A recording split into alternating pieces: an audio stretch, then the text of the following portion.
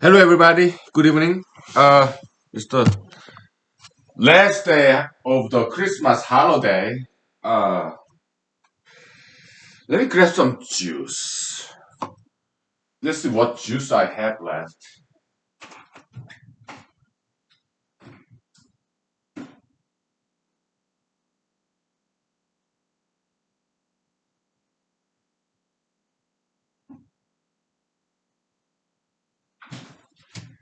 Well,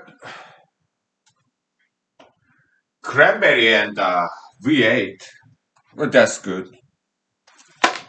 Yeah. Yeah, I'm experiencing slight hangover from last episode because when I do this humanology, I drink. And best hangover solution, juice.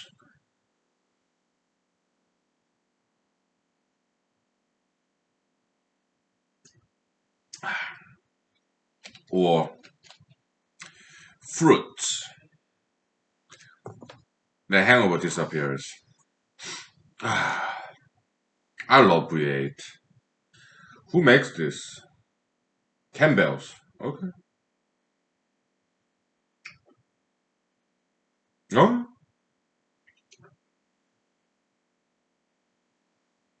Mm. Tastes so healthy. Oh, I can taste the healthiness.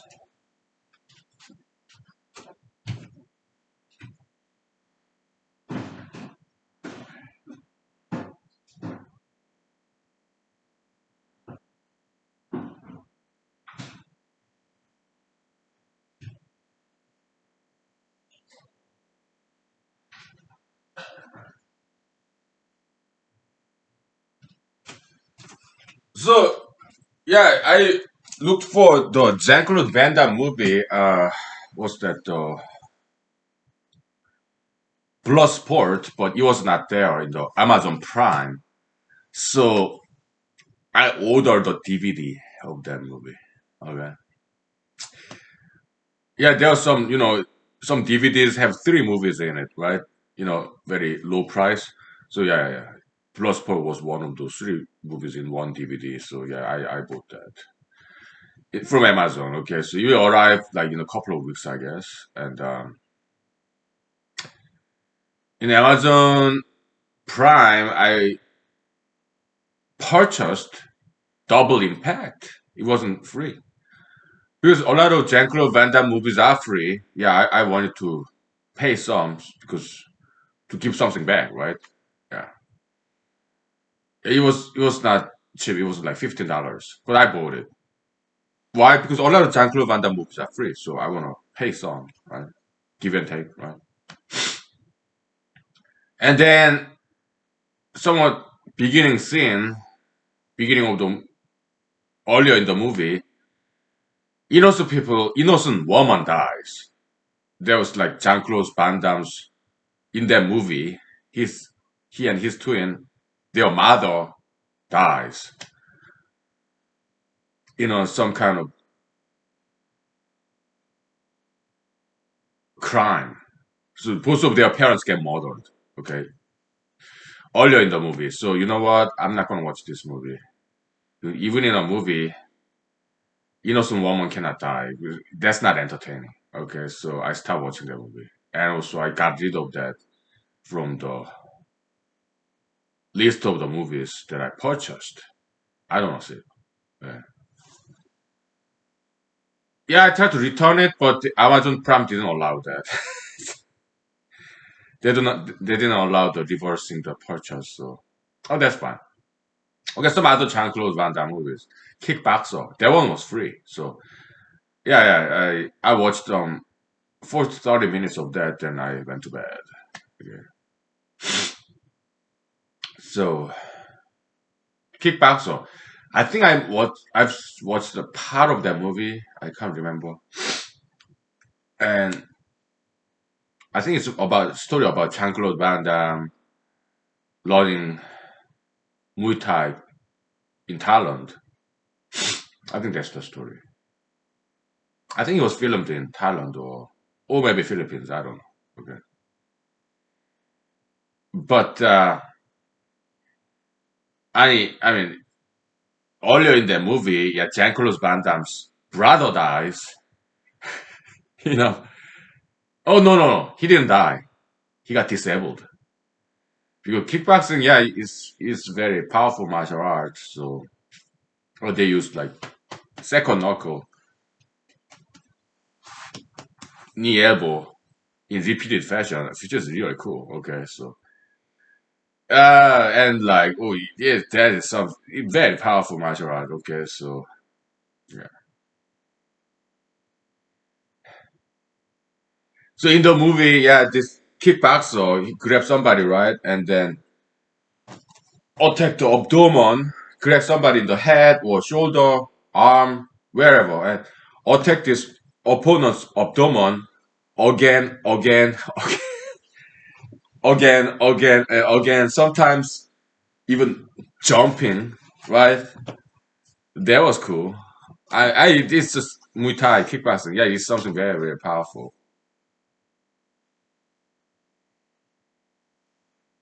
very impressive, and yeah, it was something.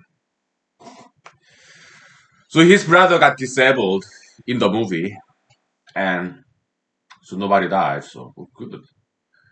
I hope nobody dies in that movie. Okay, good. I mean, some guys dying, that's no big deal. But innocent, vulnerable women cannot die even in a movie. Why? But that's not entertaining. There's no point of doing, making a movie like that or writing a novel like that. That's just wrong. And so I don't watch. I stop watching whenever that happens. Vulnerable, innocent women dying. Okay, that's animalistic predation. So worst form of crimes, and there's no point. So whenever that happens, I disown that movie. I never watch that movie again. And like Kill Bill movie. Okay, too many vulnerable innocent women dies. I mean, if a woman is a martial artist, warrior, like or assassin, whatever, yeah, it's a fair game. They die in a battle, sparring, but innocent, vulnerable women who does not know any martial arts, those women should not die in a movie. Okay, so it's wrong writing style, killing of the innocent, vulnerable. That's not entertaining. There's no absolutely no point of doing that. Okay, so it's wrong writing style. So I disown those movies. I never watch them again because it really disgusts me. Okay, those kind of plus story movies, too cheap, right? Yeah. So no, I'm not a huge fan of Mr. Quentin Tarantino or his movies. Okay. Okay. Let's take 5 minutes break. Okay. And so I think I'm gonna keep watching this kickboxer movie. So see what happens. Okay, we'll take 5 minutes break. Okay, and then we talk about whatever. Yeah.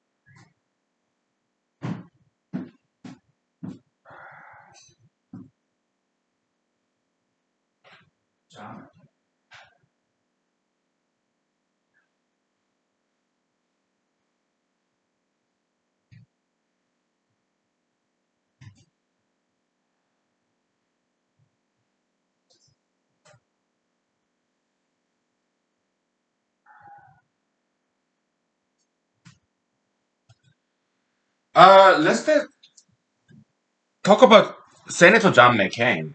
Well, he passed away, but let me look up his Wikipedia article. Okay, why? Because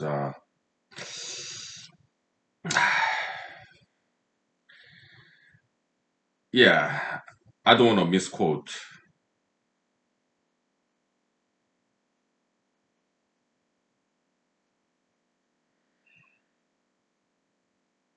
Senator McCain.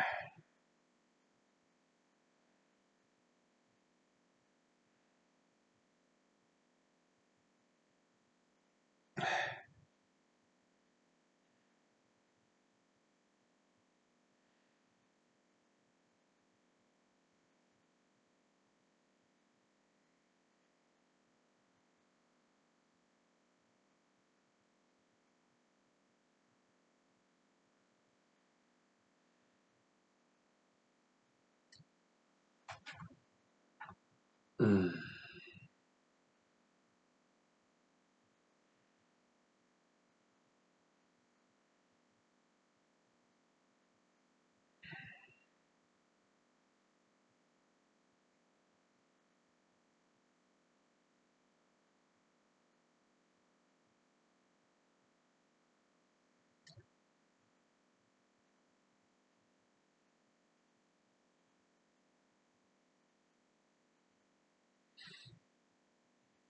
Mm.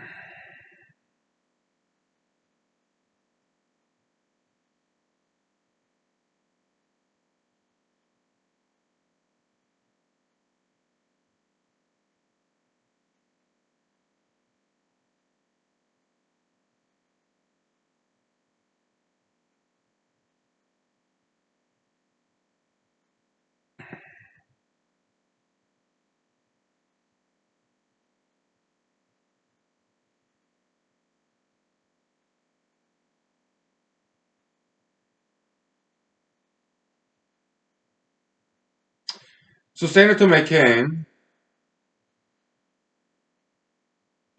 he married a lady in 1965.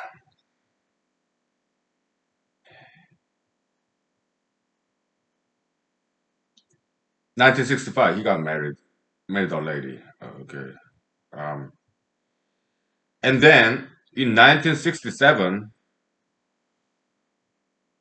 his airplane was shot down, and 1967, 2 years after he got married, he became prisoner of war for 5.5 years in Vietnam.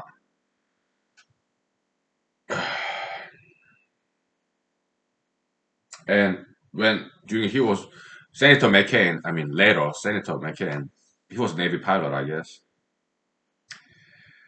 So 5 years he was prisoner of war in Vietnam, and then McCain's wife raised their children. Okay,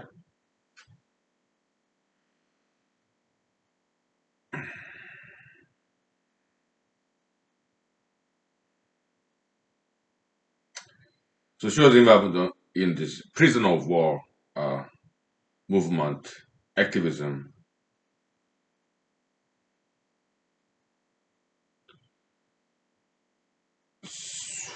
So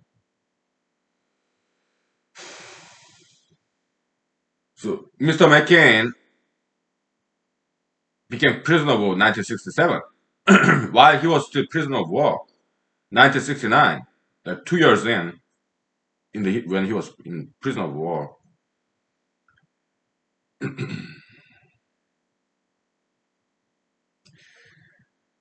Mrs. McCain got into car accident. All right.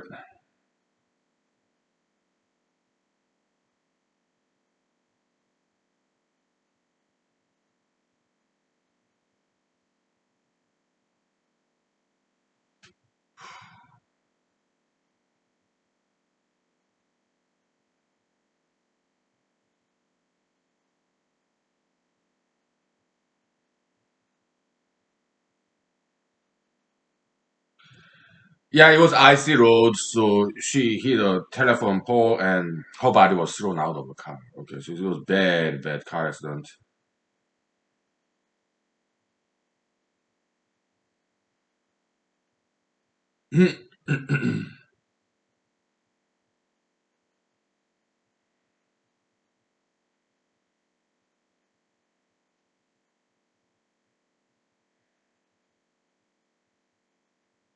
Yeah.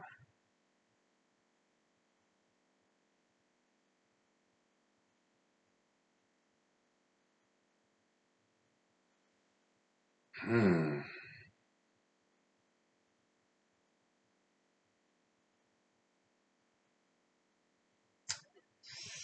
I'm not sure if whether Miss former because later he got remarried, but I'm not sure Mrs. McCain was ever able to walk. Okay, because it was really bad car accident. Maybe she was disabled. I'm not sure. Okay, 23 surgeries that she underwent. Yeah, I feel so sorry. Okay.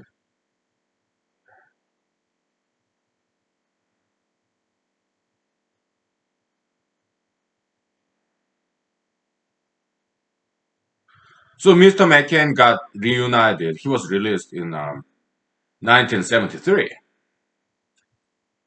Yeah, big congratulations. And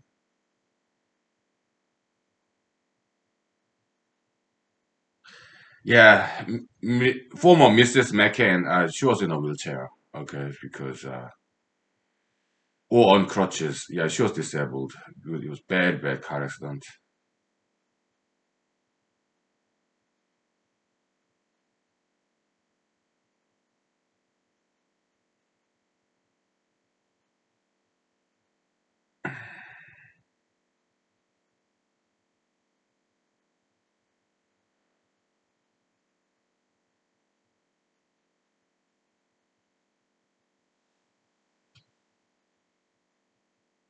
Yeah.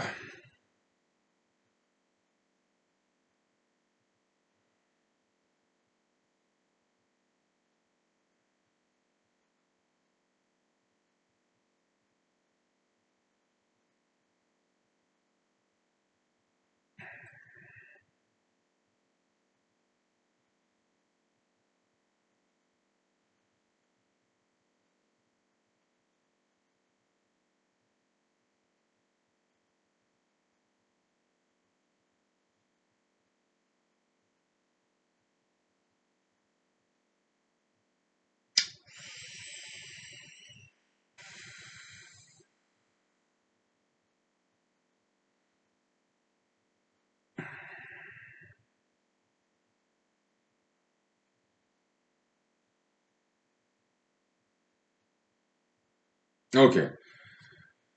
So yeah, they were active in their professions. Although Mrs. McCain then Mrs. McCain was disabled, they were still socially active and everything.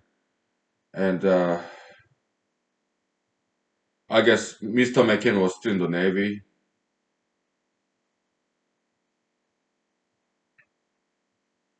Then in 1979,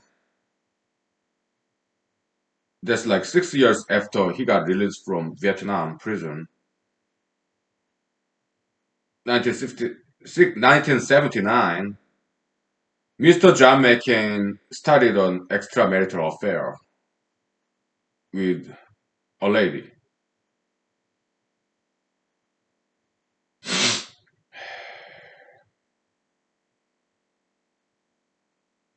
and they got divorced in 1980.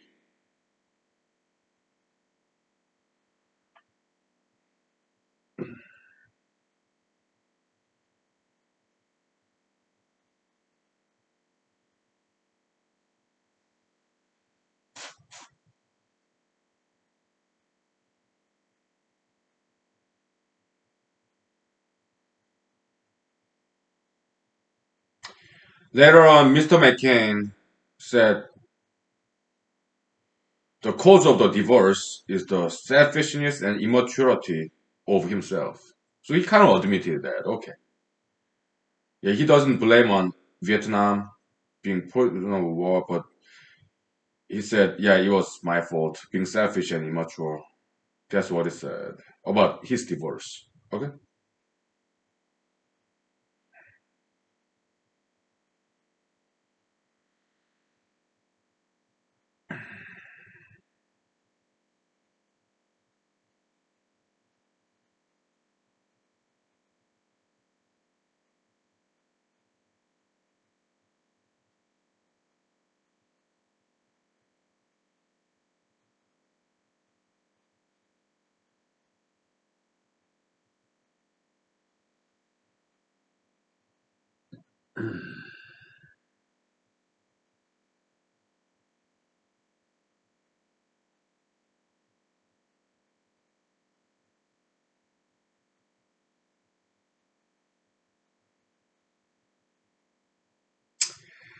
Yeah, I kind of understand as a man. So Mr. McCain by then was about 40 years old. So he was still fairly young, right? But his wife was disabled, unfortunately, from a car accident. Sadly, unluckily, okay. So they cannot have this marital intimate activity in their bedrooms, right? And Mr. McCain, as a war hero, prisoner of war, his career was going up very fast, right? He became very popular, famous, being released as a prisoner of war after 5 years. So he started to make a lot of political friends and stuff. So he started to get noted and promoted and stuff, social standing. And so he got into a lot of social parties, like political parties. So he met some very good looking ladies, young ladies, and he was about 40 years old. And but his wife is disabled, so he and his wife could not engage in kind of bedroom marital activities. So, but he needed, I guess he kind of needed that. So I kind of understand as a man, okay? So that's why he divorced and married a younger lady so that he can continue to have reproductive activity, the bedroom marital, okay? So I can understand that. And he kind of acknowledged that in a way, right? Yeah.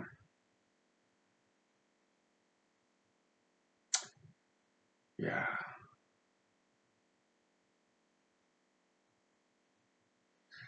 Yeah, I mean, some people do criticize Mr. McCain. Back then, he was not a senator. Okay, I think he was still Navy. Okay, so back then, so some people do criticize him about it, like kind of abandoning his disabled wife for a younger girl, right? It's not quite a heroic an act. Let's say what needs to be said, okay? But Mr. Senator McCain, yeah, he was saintly in some way because he refused to get released from Vietnam prison. He didn't compromise his moral rectitude, his loyalty to United States as prisoner of war for 5.5 years. That takes saintly perseverance and patience and strength. Very, very saintly. That's why people recognize him as a war hero. Because President Trump, with the exception of President Trump, and but after he got released, well, he's still a man, and he wanted to. He was still 40 years old, so up and rising star in kind of the navy in politics. So And if he divorced his disabled wife, yeah, he can get a very beautiful young lady, and he did. Okay, I mean, it's that's not saintly heroic, but as a man, I can kind of understand. Okay, yeah, and he kind of apologized in a way about the entire divorce affair. Okay, so yeah, later on he became senator of Arizona, Republican Party. Later on, even presidential candidate with then Alaska Governor Sarah Palin, all right, and yeah. So President Trump's criticism about Senator John McCain is that well, his airplane got shot down when other airplanes did not get shot down, and he became a war hero after his airplane got shot down. Well, how about other perhaps more competent airplane pilots who did not get shot down? They didn't get the kind of glory and accolade that Senator McCain got. So that's, in a way, that kind of Mr. President Trump's criticism, there's some validity in there, in my opinion. There's some merit in that criticism. Okay, so unsung heroes. Okay, the Navy pilots who never got shot down, perhaps more competent ones. So he was talking about that. So yeah, that's understandable argument. Okay. All right, we'll take 5 minutes break. Okay. All right. I just wanted to mention. Yeah.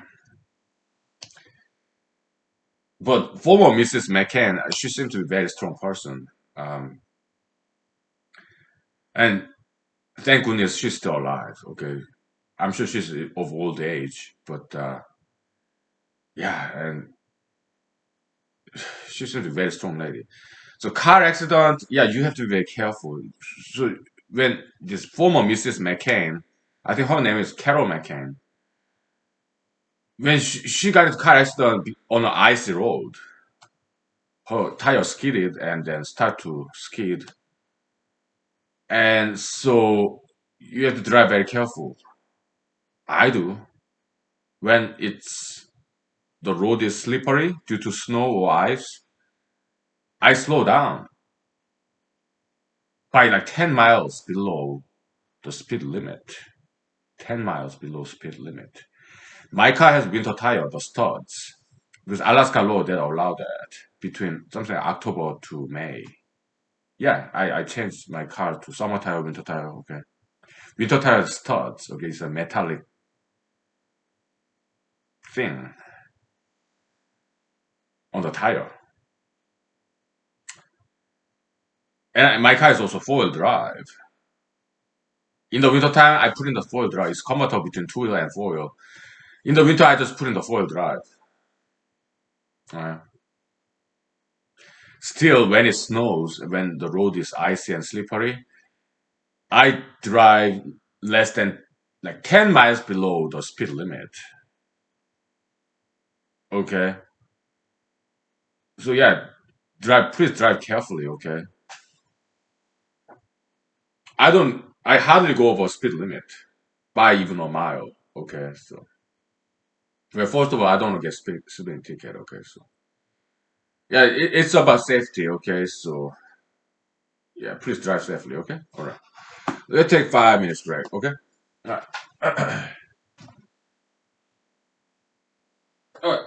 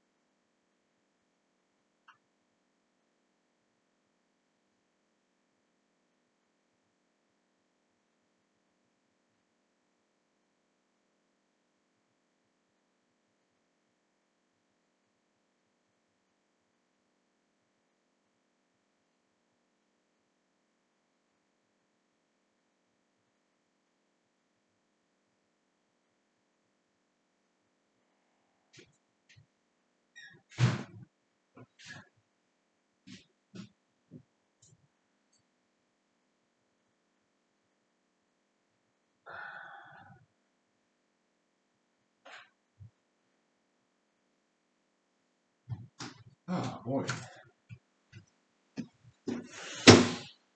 So let me read some about the Senator McCain's prison of war days.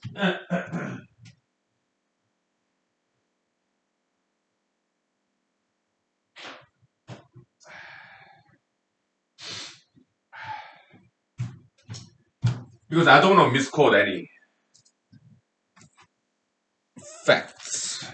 So let me be historically, informationally correct. Uh, what happened during his prisoner of war times?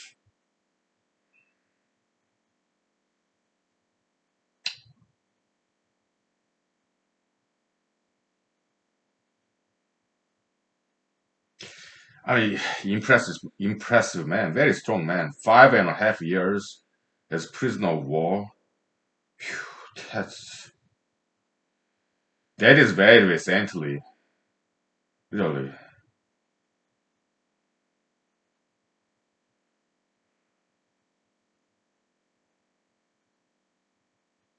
What happened during his prisoner of war times?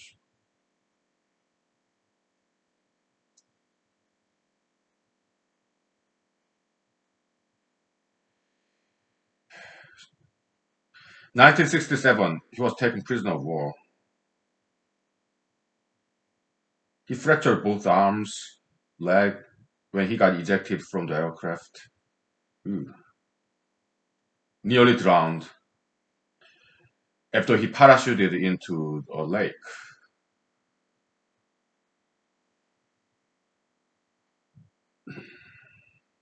And he got bayoneted, stabbed with a knife. Back in the days, bayonet. Well, I mean, I guess even today, M16, you can kind of attach the army knife on in front of rifle. I guess I don't know. When I was in the U.S. Army, we never did that. We didn't have. Well, grenade launcher. When I was in basic combat training for Benning, Georgia, yeah, we did use fake grenade launcher attached to something like M4, M3, some rifle. Yeah, grenade launcher. We did training with that, but it was not real grenade. It was more like fake grenade. But yeah, grenade launcher. It was fun. Okay, pumping action. But bayonet, I don't think we ever used it. I don't recall using it. But back in the days, okay. So yeah, he got stabbed with these bayonets, and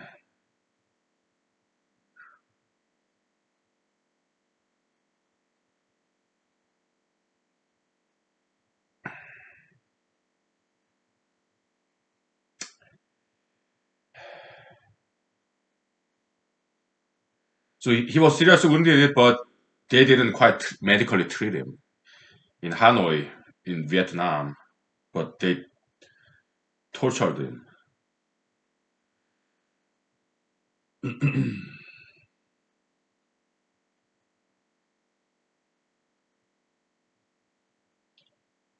Then they gave medical care to him after the Vietnam North Vietnamese discovered that his father was an admiral. So he got some prisoner of war have some it's a high value kind of prisoner of war because his father is admiral. Okay, so they treated him. Okay, okay, so they stopped torturing him. Spent 6 weeks in hospital in Vietnam. He lost 50 pounds. He got chest cast.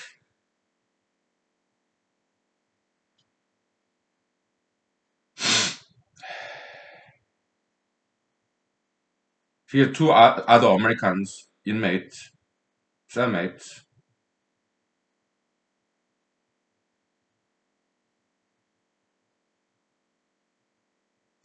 Then in 1968, he was in a solitary confinement for 2 years.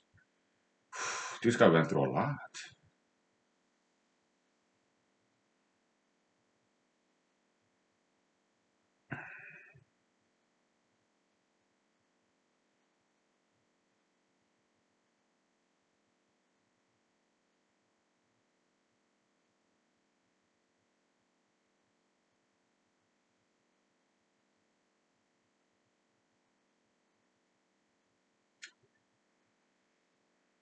So Vietnam is offered early release of Mr. McCain because his father got became commander of Vietnam theater. Okay, theater meaning that area in a war. Okay, so but Mr. McCain refused repatriation unless every man taken before him was also released. So no preference. He refused preferential treatment basically.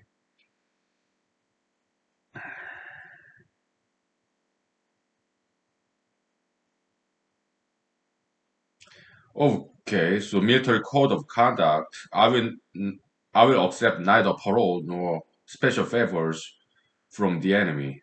Okay, so he was abiding by the military code of conduct. Okay.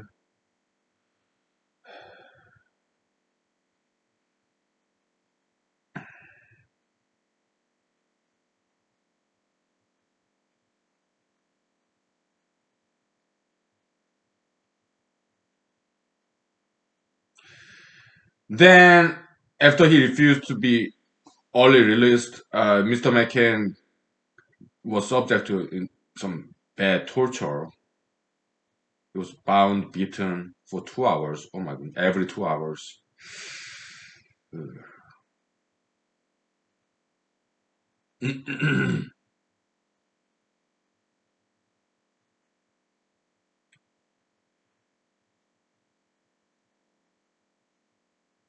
So he even tried to commit suicide because it was just too painful being tortured, right? But such suicide attempt were prevented by the guards of the prison.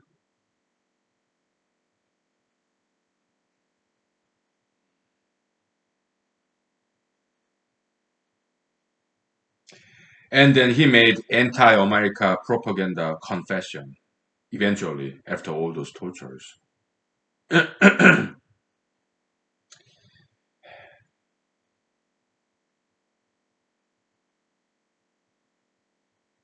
he said, I had learned later on in his memoir, I guess, I had learned what we all learned over there. Every man has his breaking point. I had reached mine. Yeah, that's understandable.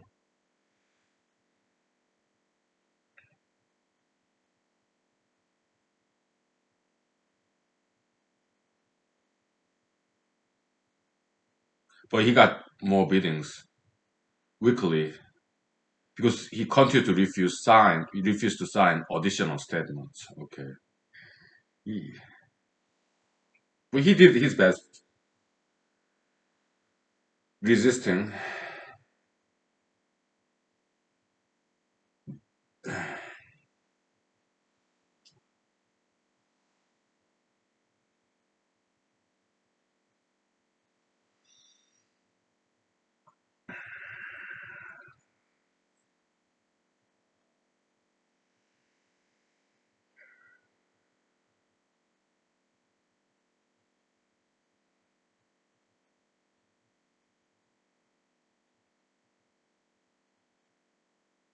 Later on, 1973, he got released along with 108 Americans, prisoner of wars.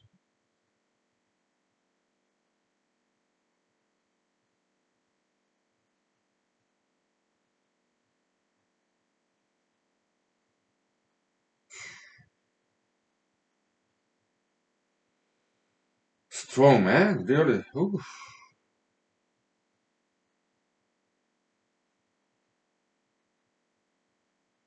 So after he got released from prison of war, he became a celebrity.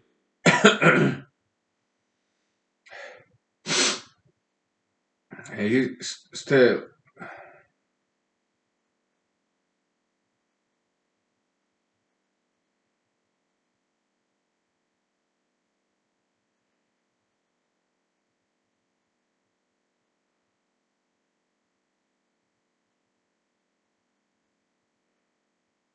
he was still in the Navy.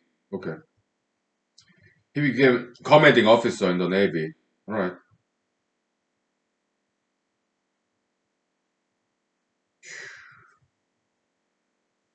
Oh man, strong man, really. Yeah, yeah. Phew, very impressive. Oh, oh, that's true warrior. So what would I do if I get captured in that kind of case? Would I do what they say, or would I resist like Mr. McCain resisted amid all the tortures, or would I just confess? I don't know what I would do. Okay, but what I can say is I hope I never get captured. I mean, I'm nobody. I mean, he was a Navy pilot, quite high ranking, like captain, I guess, officer. And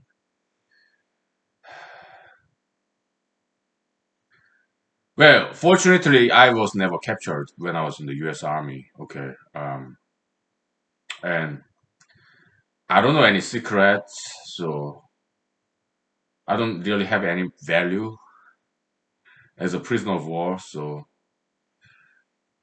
I mean, for example, would North Korea kidnap me? I don't think there's any value to kidnapping me because I'm nobody. Okay, so and but hypothetically, if I get captured, become would I be willing to become their propaganda, or would I refuse like Mr. McCain did? I don't know. Hopefully that never happens.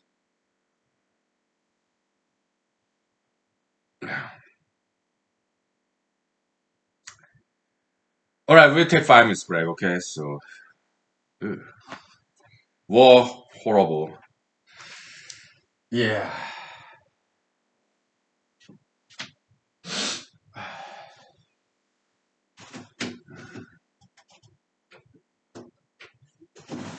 yeah.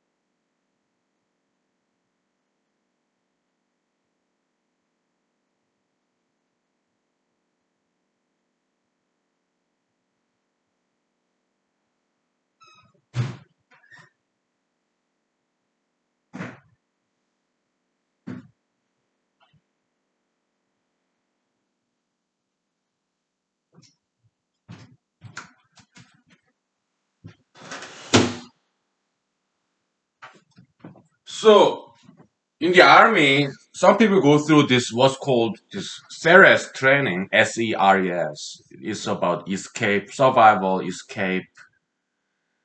I heard stories about that. I also read about it. I've never been to one, but because I dropped out of special forces. But special forces, they go through that kind of training. I only heard about it. Okay, from what I heard, read, yeah, they let you escape, start to run, and they track you down with helicopters, capture that soldier, special forces training, and then some kind of torture, okay, to reach this breaking point. Okay, so yeah. I don't think I have got to go through that kind of training. Okay, I don't think so. I don't think so. That's too much. But special forces they go through the training. Okay, so I'm not that kind of material. No. Anyway, when it comes to survival, I'm still reading this Antfield's Trunk. It's about Alaska history. Second volume. Okay, so um, I've read Alaska natives. They have this exotic skill of making a snare, some kind of trap for animals, trappers, right? With spruce tree. I'm like, wow, that's really cool skill. So Alaska native culture should be protected and preserved because we need those knowledge, survival skill. Why? We may go hiking one day and we may get lost and we may need to snare, trap some animals in order to survive until we find a way out of the forest or get rescued. Survival skill. We may not have wire, handy dandy snaring wire handy in our backpack, but if we learn from Alaskan natives how to make snares with spruce tree, that'd be fantastic. Wouldn't it? So I did look up in the internet and I couldn't find it. Okay. All I could find is how to make snares with a wire. Okay. So maybe it's a good idea when you go out camping, you bring some snaring wires, because your food will eventually run out. What if you get lost, right? You need to trap animals, right? Yeah, I know in theory. Okay, so I looked it up, and I know in theory. Let me share it with you. I mean, if we have snaring wire, okay, so okay,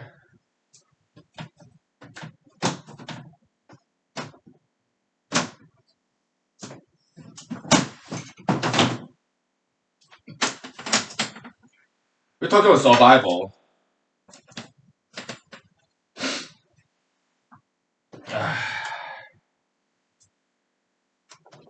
In case we get lost in the forest, in camping vacation, camping trip.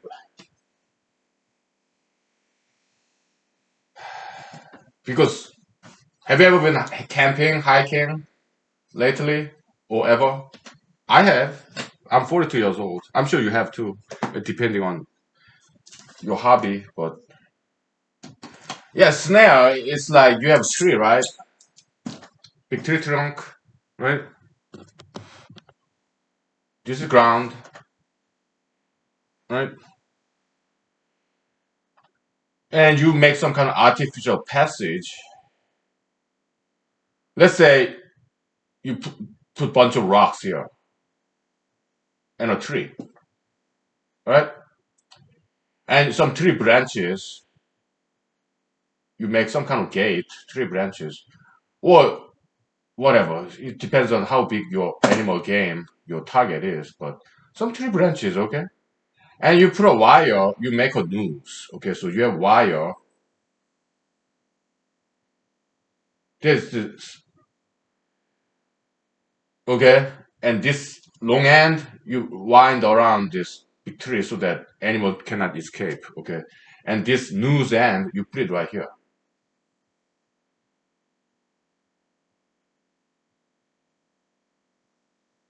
Okay, and you fix this wire trap with the three branches, and you put some food either side of the trap. Okay, so that's the basics. I only know in theory. I've never done it before. Okay, so or this is something I learned from my army friends. You look in the forest and you find some animal trails. Maybe if it is winter, then you have some animal tracks like rabbit footprints on the snow. Or if you look carefully, even during the summer, you can kind of tell animal trails. Okay, so you put trap there. Okay, even without any food, because that's established animal trail, right? Yeah. So that's the animal trap,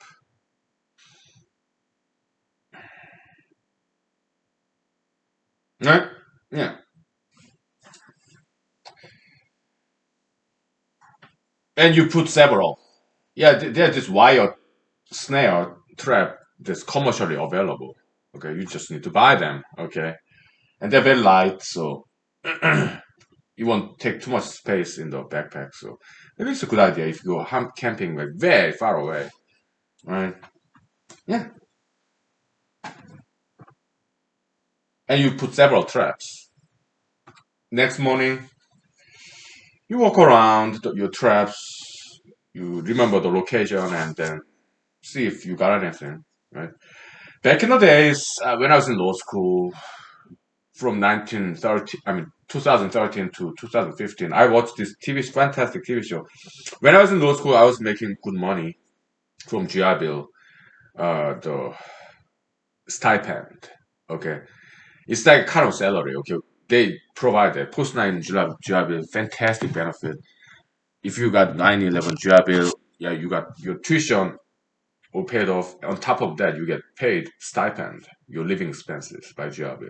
And I was also in Dean's scholarship, so I was able to save some money. So I had cable TV for 2 years when I was in law school. Okay, so I watched some TV program like Fat Guys in the Woods, Fat Guys in the Woods. It's about this bunch of overweight gentlemen. They go camping in Appalachian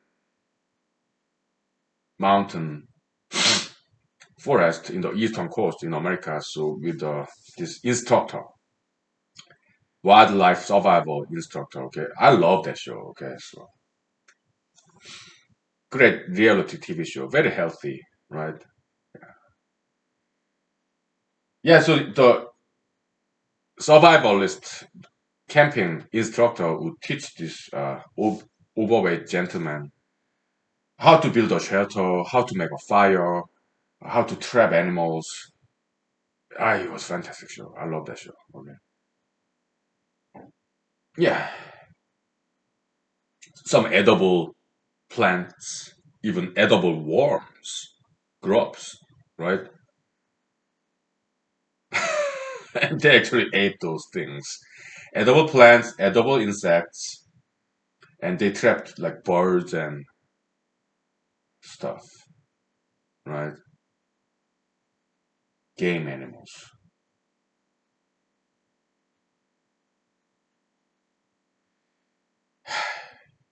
It was so cool. Okay, I really love that show.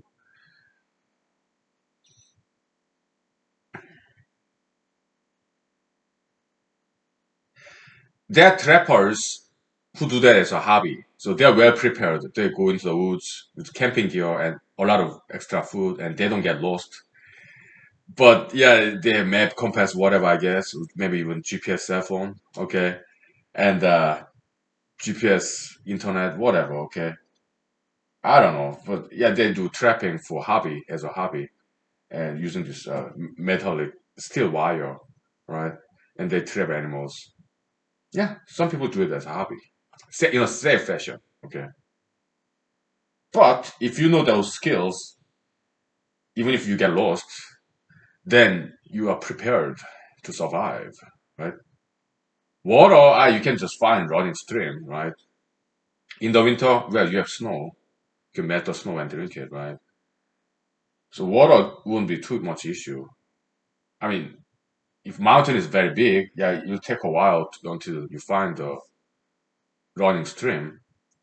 But in a desert, Mojave Desert, you're not gonna find any water. But in like forest with a lot of trees, yeah.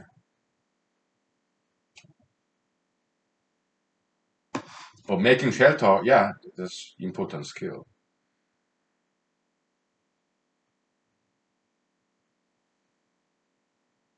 Okay, we take 5 minutes break. Okay, so if we think about some survival skill, okay, I mean I know some in theory, but I never had to use it.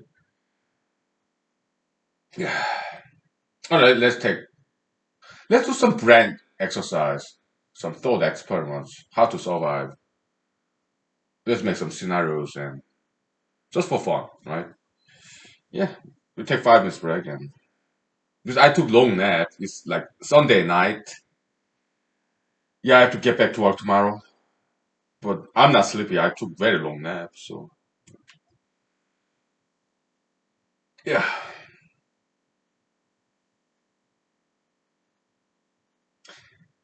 I'm so lazy to go out camping, so I just imagine camping. Because I'm just too lazy to go out camping. Okay, it's too much work. I did it like once.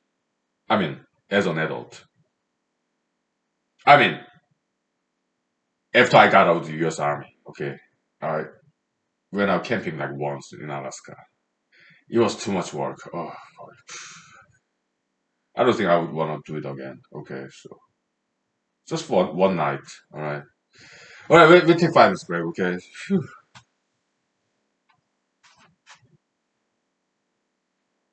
We'll do brain camping. Okay. We're not too lazy to go real camping.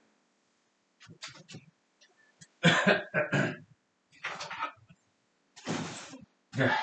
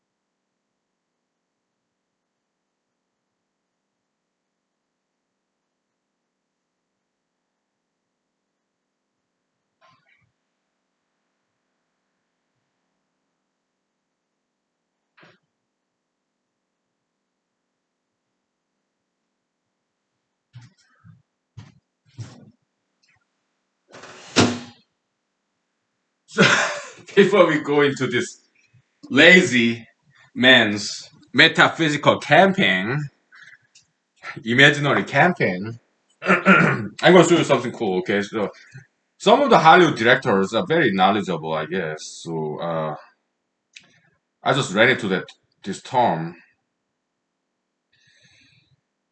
Faberge Faberge egg. Wikipedia. Wikipedia is a very good educational tool, right? Yeah, some Russian back in the days, Russian artist came up with this idea. Faberge eggs. It's kind of like this wonderful artistic sculpture. Yeah.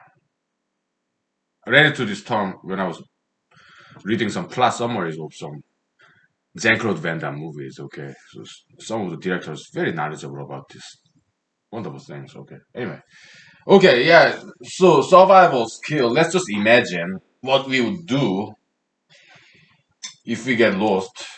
So Alaska Native or other American Native, they are fantastic hunters and gatherers and survivors. They have this wealth of knowledge about edible plants, edible, how to trap animals, how to trap fish.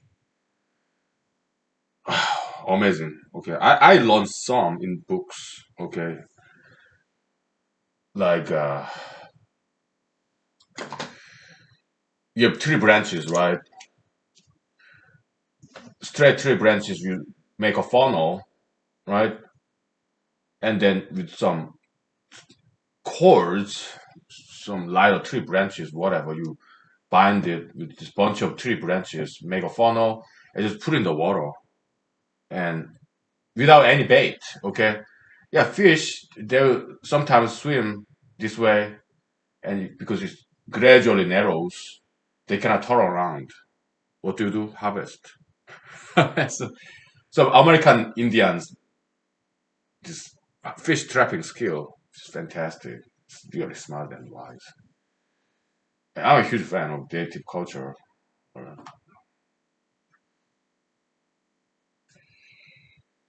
So yeah, if you go camping, maybe it's a good idea to camp around a river so that you can get water and yeah,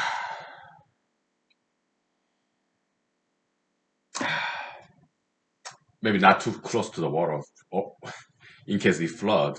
So you need to make shelter, right? Yeah, it's important that in case it rains, you need to put some kind of cover in your shelter so that you avoid rain, right? Yeah. Of course, you have to be careful, right? What if this dam is a house of some bear? or I mean, if it's a coyote, well, coyote they form groups just like wolves, right? So you would probably know.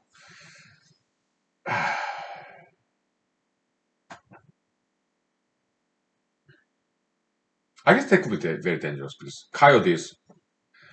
When I was in basic combat training, yeah, we went out camping, the field training, and we heard this coyote howling from the distance.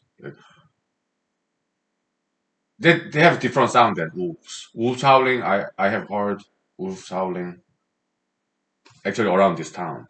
Okay, actually from this house. While I was just having a cigarette break, I heard some wolves howling.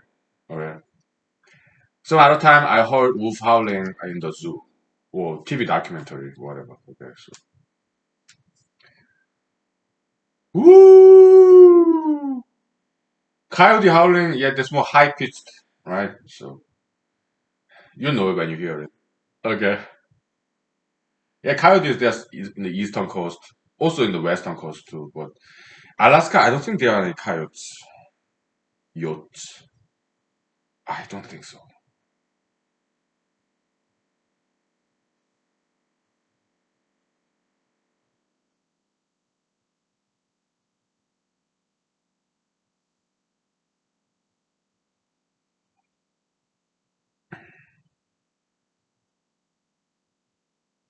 There are, huh? Okay, okay. Newcomer. So they're introduced species in Alaska, coyotes.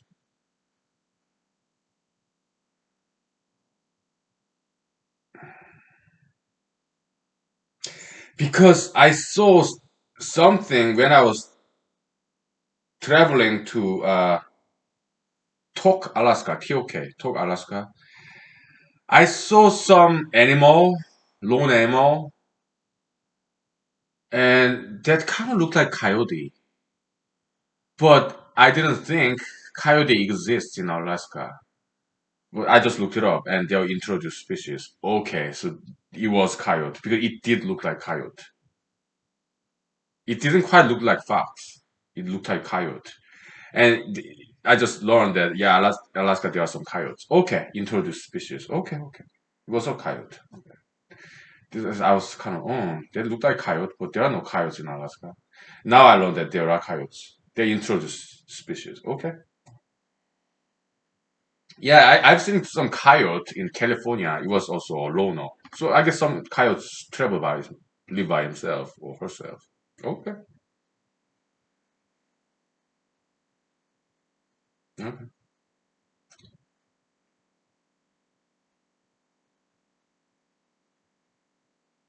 Okay. Whatever. Right? I mean, you can dig. Let's say you have a hill, right? Or even a cliff.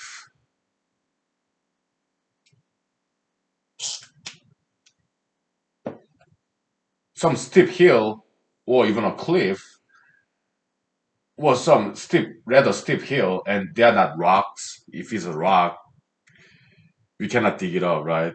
But if they are just earth, then yeah, you can dig a hole, make a cave, right? Of course, it could be dangerous because what if landslide? You don't want to get buried alive, but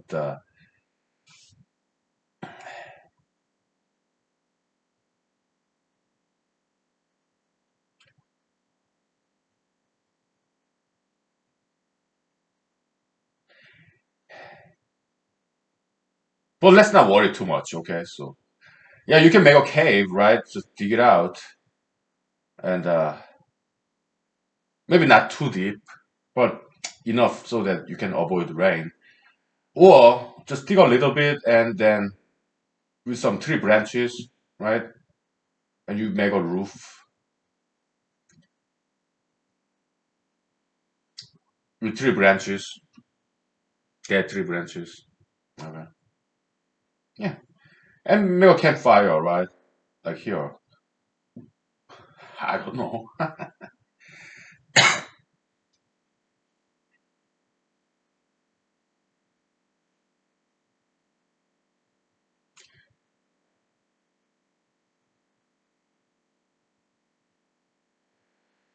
Yeah.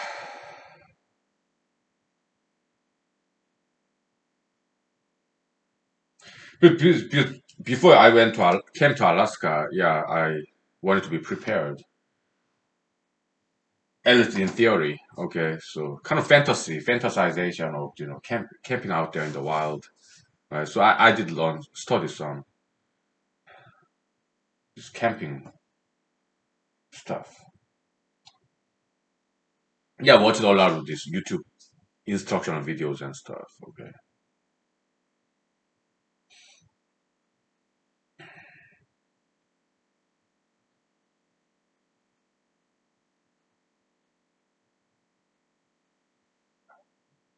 What if there are no dead tree branches? You can make well, there are some junior trees, shrubs, bushes, smaller trees that you can bend, you can cut with your bare hands. Okay. Yeah.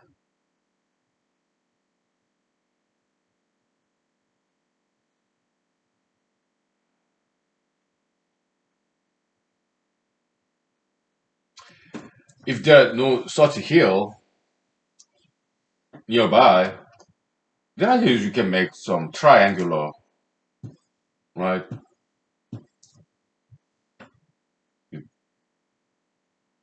tree small tree stalks, stumps, branches, whatever. Yeah,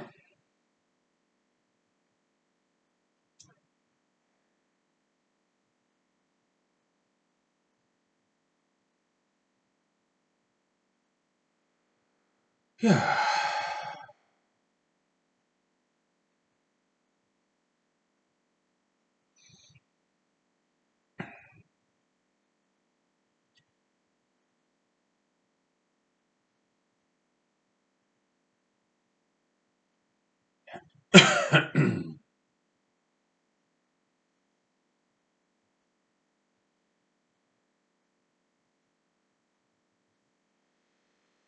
yeah. I mean, when I go out there camping for one night, it was at the end of Eklutna Lake, in the town of Eklutna, between Anchorage and the valley. That was like 4 or 5 years ago. Yeah, I brought tarp. Okay, so and also camping gear too. I was out there one night. That's it. It was a lot of work.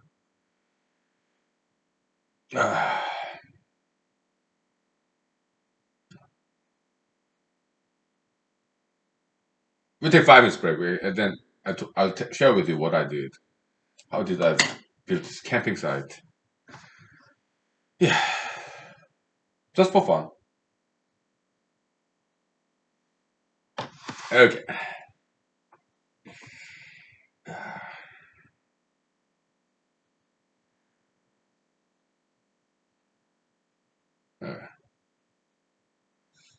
Okay.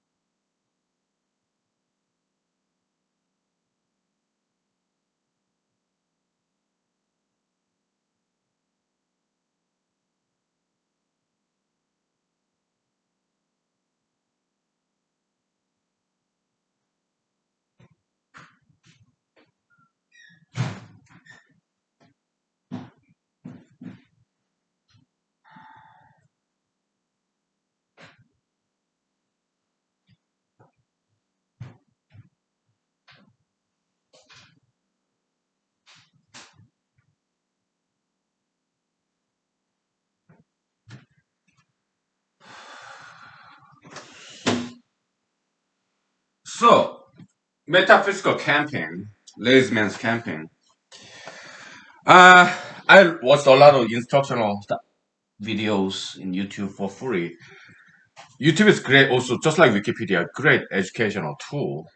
So, uh, you can make a spear, and they can be very effective.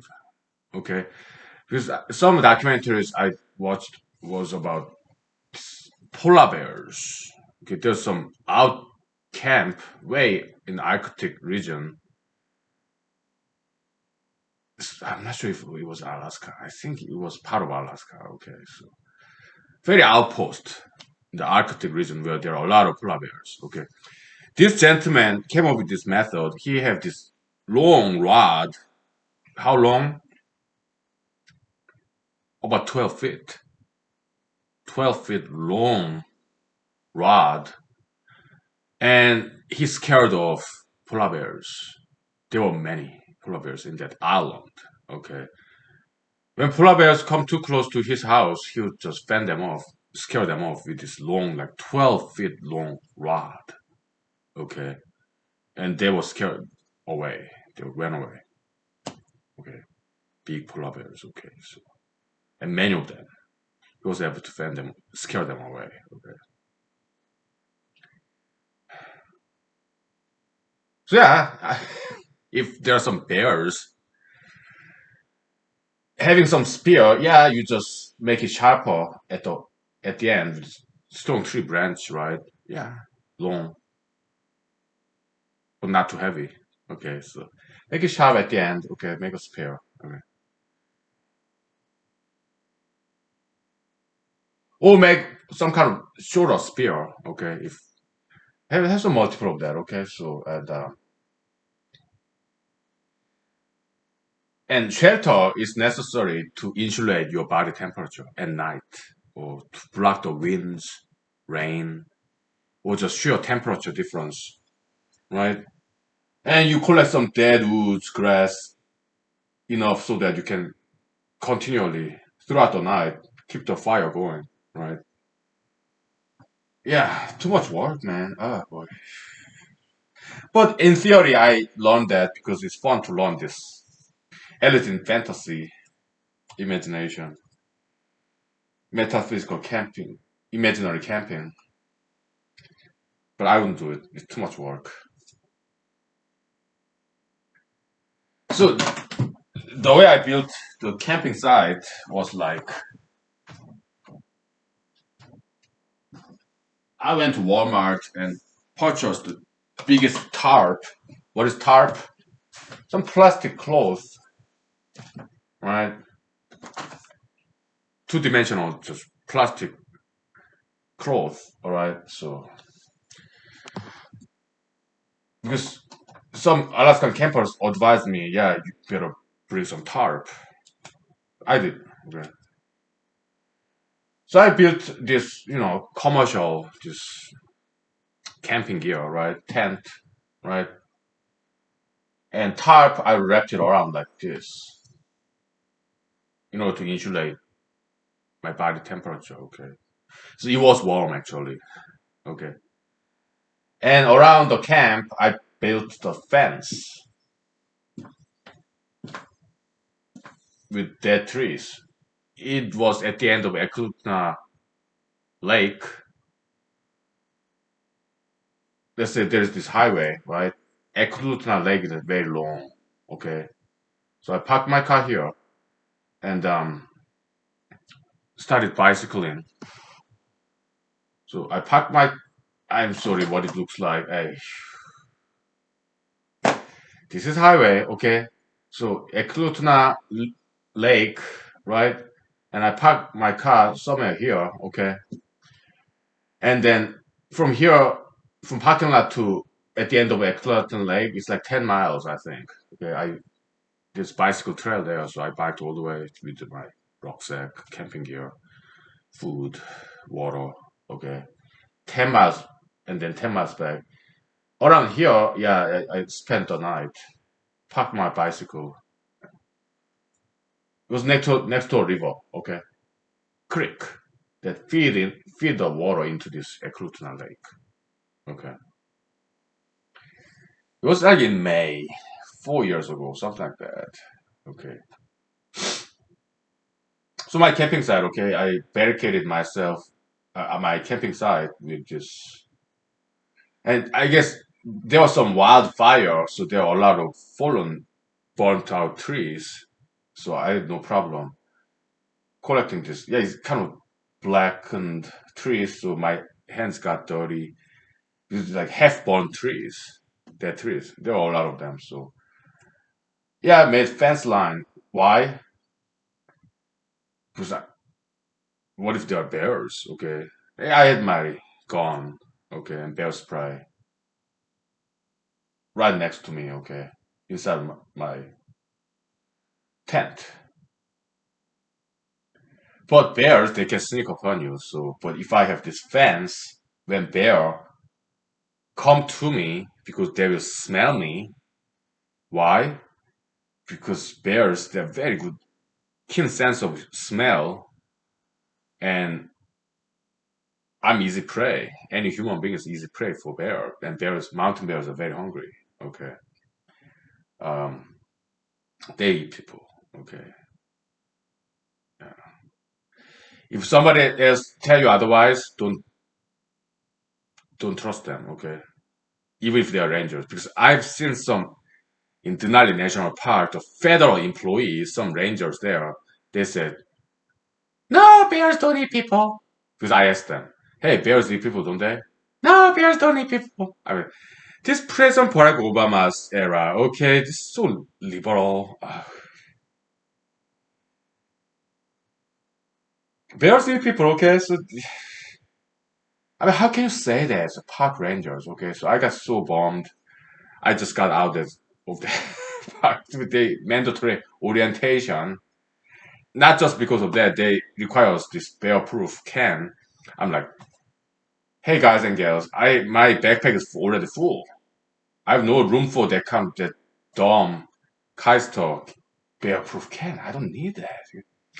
I did recommend this strange thing. Yeah, you have bear-proof container for food and put it like a mile away from your campsite.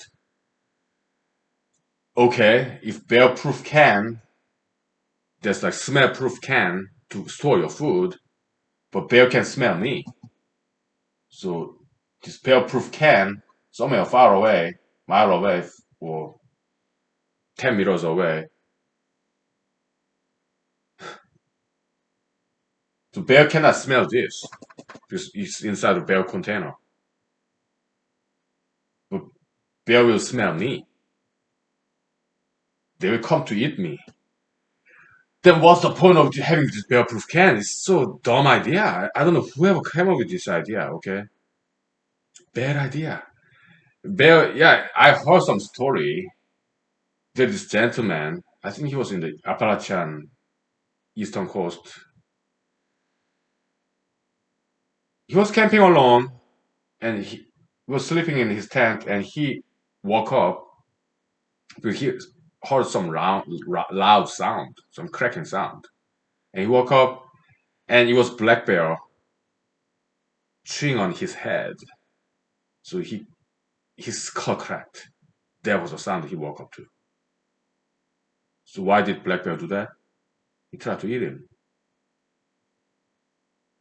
Okay. So this bear-proof can, such a dumb idea.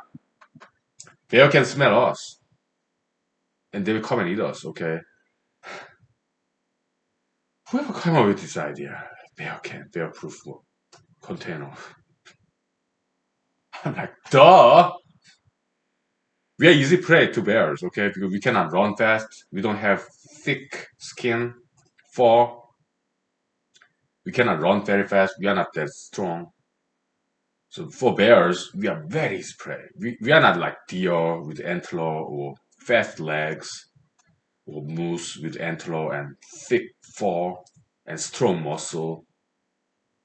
For bears, we are very easy prey. Yeah, and bears do eat people. Okay. I watched a lot of documentaries, some accounts where people were attacked by bears, some stories. Why do bears attack people? To kill us and eat us. That happens quite a bit. Okay. But President Barack Obama and his employees, okay, Denali National Park rangers, federal employees, okay, they're so liberal, okay, so, oh no, bears don't kill people. Let's protect bears. They don't eat people. I don't think so, okay, so.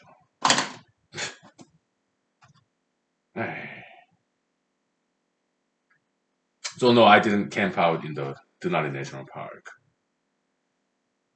This bear-proof can, the mandatory bear-proof can, no. My backpack is full already, okay, so it has no room. Okay, so. This overreach, governmental overreach, overregulation. Horrible. I was like, hey guys and girls, are you gonna teach me how to camp? Are you gonna dictate me how I should camp? What kind of stupidity is all this? This camping wildlife dictatorship just because it's Denali National Park? You know, if I become president, I will make sure there's no camping regulation whatsoever. Okay, people should be able to do whatever they want when they go out there camping. Okay. No, I'll get you bear can personally from all the national parks. This kind of requirement.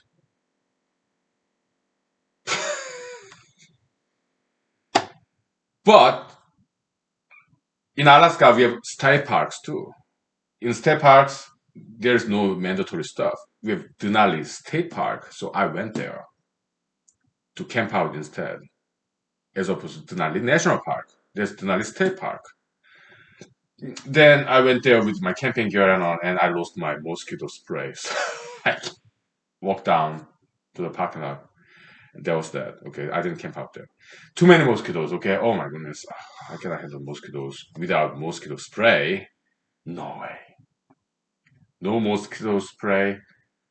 No way. No camping. Okay, so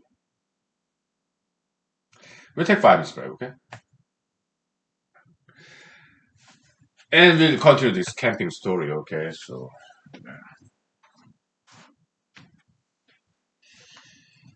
hey.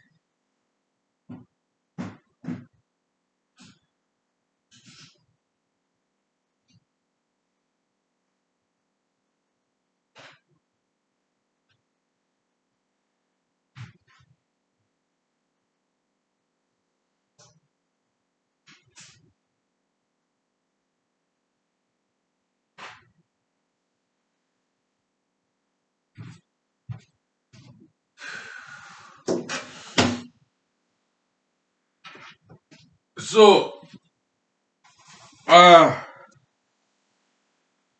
yeah, it doesn't have to Denali National Park, where in Alaska there are a bunch of parks, state parks, national parks, whatever, national forest, where there's just nobody, no park rangers, and I mean I appreciate park rangers. Don't get me wrong, okay.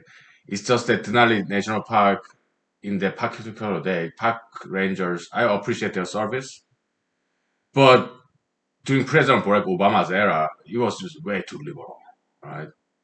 They are called to bears in the orientation video.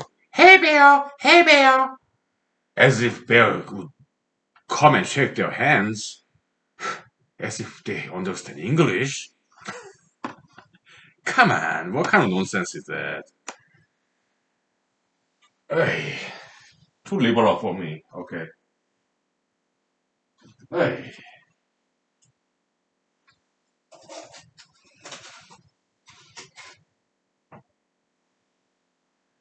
too much liberalism, overprotection of environment. It kind of like it was very distasteful. All right, the president for Obama era, he renamed Mount McKinley into Denali Mountain. What was that about? Hey. So I met some Alaskan natives around the Denali National Park. And they didn't like this federal regulation around that park. And I can understand. It was way too liberal dictatorship, too much regulation. Okay. I didn't like it either. But in Alaska, there are a lot of other parks, mountains, where there is just not that kind of dumb regulation, okay? Yeah. Eh. Well, I appreciate park rangers. Yeah, they're rescuers. They do fantastic job. Otherwise, okay. So,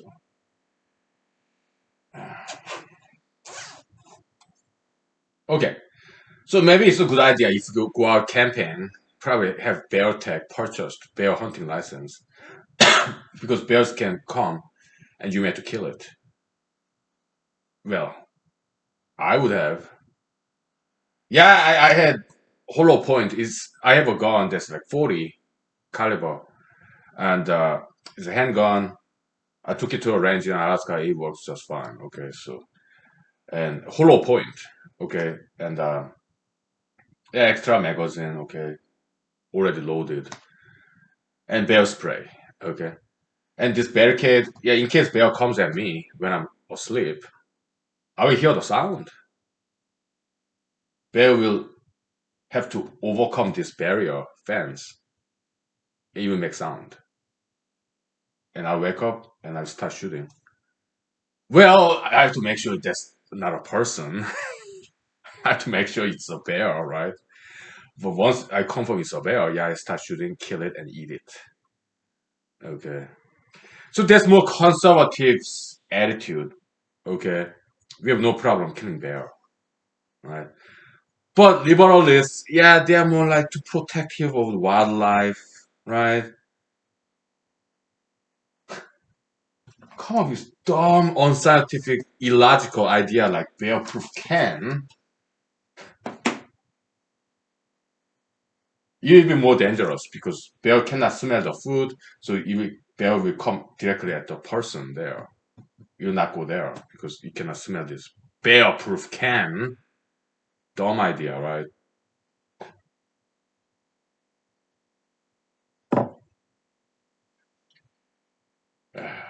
So yeah, we are bear's food. Okay, we should be ready. Okay, so yeah, so the plan was this barricade, this wooden fence. Okay, I was so busy, all right, because I had to make this fence line while the sun is still up. Huh? It's a lot easier that way. And many times bears are nocturnal. Okay, they hunt at night. Okay, yeah.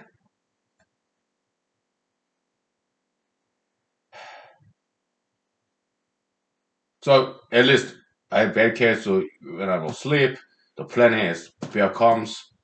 If they come, if a bear, hopefully it's not too many bears. Okay, if one, hopefully it's not grizzly either. Okay, some juvenile black bear if he comes, okay, make sound, overcoming this barrier, make sound. Okay, I make sure it's not a person, it's a bear. Maybe I just peep outside, peep at it. Okay, just a little bit with my gun, handgun, locked and loaded. Okay, and shoot it, kill it, cook it, eat it. Yeah, that was the plan. But luckily, no bear came. No bear came. Okay, I didn't. This whole trip, I didn't see a single soul of an animal. I when I was at night, I did hear some animal sounds from far away. What kind of animal? I have no idea. Maybe it was coyote, fox. I don't know. Was I scared? No. That was like 5 years ago. So I mean, by then, yeah, I've been to some night individual navigation training. So yeah, camping out at night by myself, no, no problem. I wasn't scared at all. No.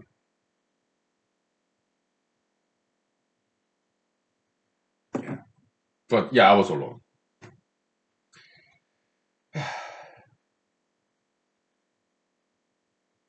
It was nice. It was nice,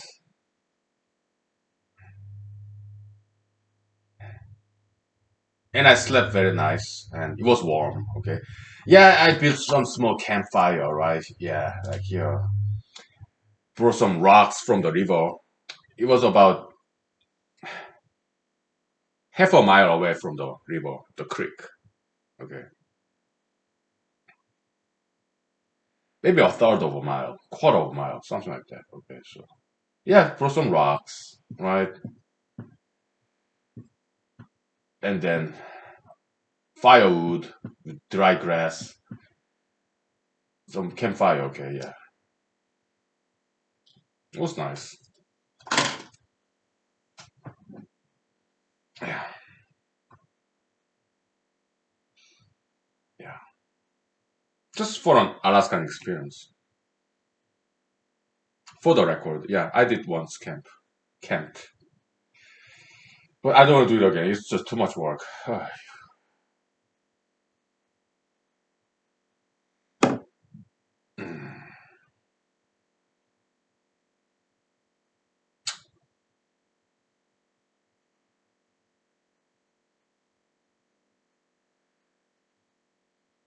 Let's take 5 minutes break. Okay, so yeah, then I tell you some more about some of the dark Alaskan outback country, the Boondock Saints, like homesteaders. Okay, yeah, I've met some. Okay, I've met some in Alaska.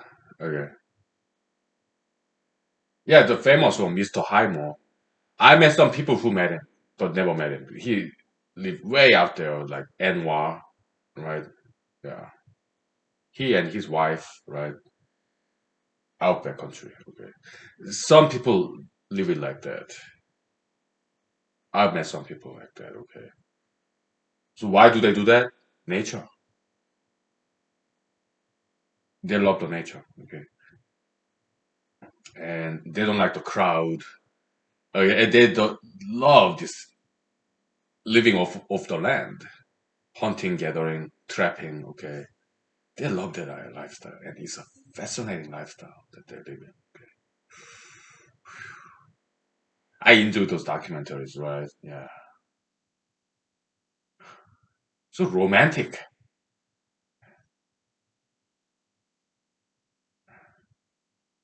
We take 5 minutes break. Okay, yeah, I tell you some of the stories that I watch on YouTube mostly. Okay,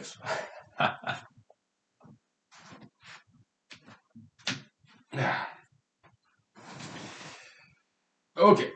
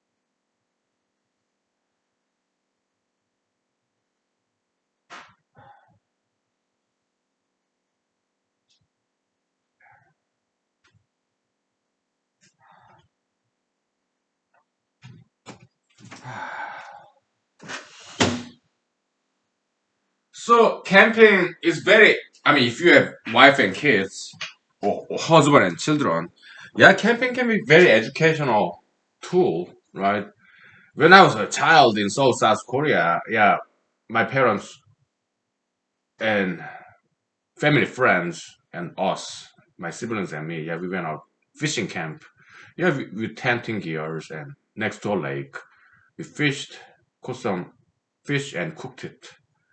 Yeah, there's nothing like it, right? Like freshly caught fish, you cook it, right? Very fresh fish. Well, yeah, that's great. My parents being very good cooks. My parents' friends too. Okay, so yeah, there's nothing like it. And so if you're more hardcore, yeah, you go out hunting, right?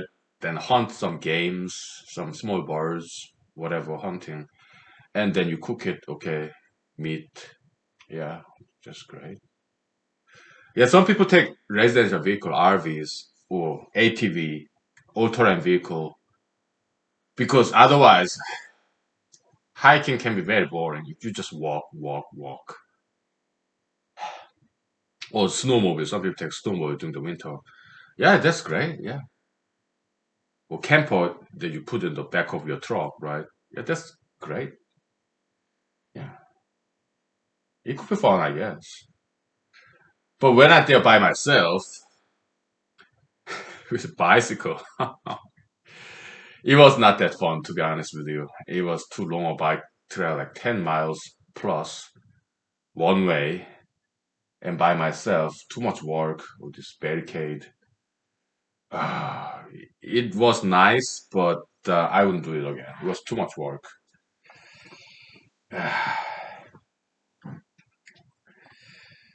But as an experience, I did that once. Okay.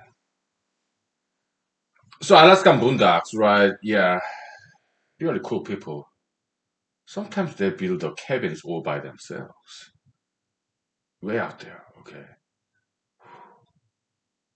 Some Alaskan have airplanes, float airplanes. They have flying license. They're pilots, so they go way remote lake somewhere in Alaska and land on a lake with their float plane, right? So the lake is the runway for the float airplanes, and then moor the float airplane on the shore of a lake, and then they camp out there. Some Alaskans do that. Okay. Yeah, some of my friends know how to fly. Okay, so um, yeah, I don't know where they will get their money from. Okay, to buy an airplane. Where do they get all that money from? Huh? Inheritance money? I don't know.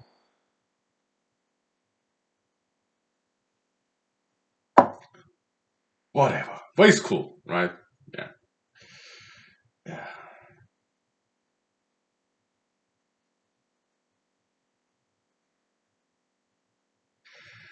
So Mr. Haimo, his documentary, yeah, the Vice, the documentary makers, filmmakers, the brand name is Vice. I don't know why. Okay. Yeah, documentary series. So NWA, what National Wildlife Refuge, Arctic Refuge. So Mr. Haimo, his wife living there, and these documentary filmmakers, okay, they came visit them to make documentaries, kind of like reality TV show, kind of, right? And at night, a bear came. It was a grizzly, okay. So Mr. Haimo and his wife, Mr. Haimo, I think he's from Wisconsin. He's Caucasian gentleman, okay, white guy, and his wife is native Alaskan lady, okay. So yeah, and both of them very good hunters. Okay, so at night their dog start to bark. So Mr. Haimo was like, "Oh yeah, it's grizzly visitation." Okay. It was winter. There was some snow, and but somehow grizzly bear was awake. Maybe it was early winter. Okay, but yeah, it was winter. But this particular grizzly didn't go hibernation, and they came to Mr. Harmo's house when the documentary filmmakers was there. All right, so dogs started barking at night. Bears are smart. They know how to hunt at night. They're like ninja. Okay, it was grizzly. Yeah. So Mr. Haimo and his wife went out there with a shotgun, slug shot. Okay, and he told the camera crews, "Yeah, hey, you guys stay here. We'll take care of the business." Okay. So Mr. Haimo and his wife went out there and he killed that bear, grizzly. Okay, multiple shot. Okay, it was at night. Probably they had flashlight, but still, right? So multiple shotgun. Okay, and it died. Bear died. But they are very good hunters, Mr. Haimo and his wife. Okay, what's her name? I don't remember. Yeah. Maybe Edna, maybe. So Mr. and Mrs. Haimo, okay, killed the bear. Next morning, okay, with the camera crews, documentary filmmakers, Vice, okay, they went there, and the bear was frozen. So it was winter. Okay, the bear was frozen. Okay,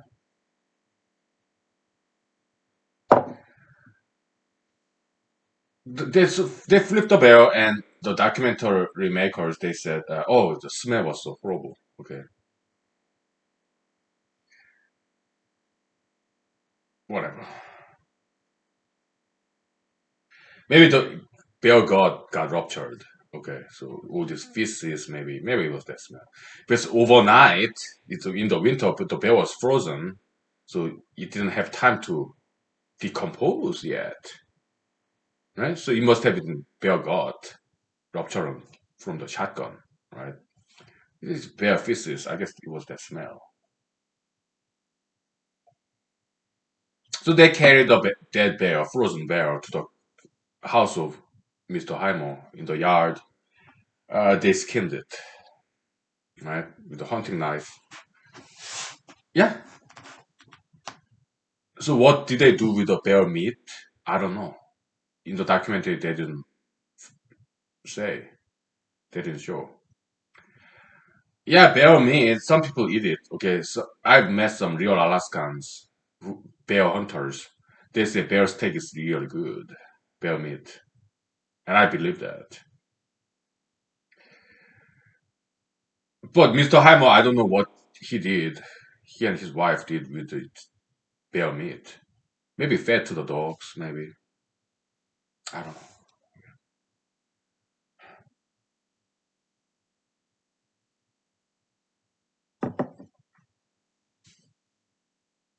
Or maybe they ate it. I don't know. Yeah, it's a very interesting documentary. So yeah, me with this 40 caliber hollow point, this gun. I mean, I've heard some Alaskan stories. A man killed a black bear with 9 millimeter handgun. Black bear, okay. He killed a black bear with 9 millimeter handgun. Okay, it was in the news. All right, yeah, self defense. Okay, yeah, yeah. You can kill a gun with a handgun. Okay, I've heard 9 mil. That's smaller caliber than 40. Okay, yeah. I don't know if there is such a thing as 9 mil hollow point. That I don't know. Okay,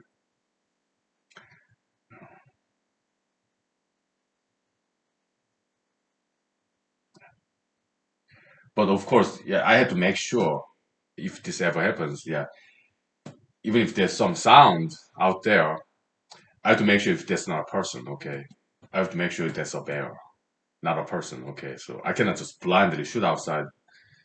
from the tent, I have to make sure it's a bear, not a person. Okay, so but sooner than later, I will know. Okay, why? If it's a person, probably they'll holler out, like, "Hey, hello, anybody there?" Most likely, unless it's a burglar. Okay, probably they will say something instead of making sound overcoming the fence. I doubt it. Okay, if he's a person, probably legitimate person, not a criminal, probably have flashlights and yelled at me, "Hey, anybody there?" Instead of just overcoming this fence, making sounds, right? Yeah, just logic, common sense. We take 5 minutes break, okay? Yeah. Okay, some Alaskan story time. Yeah.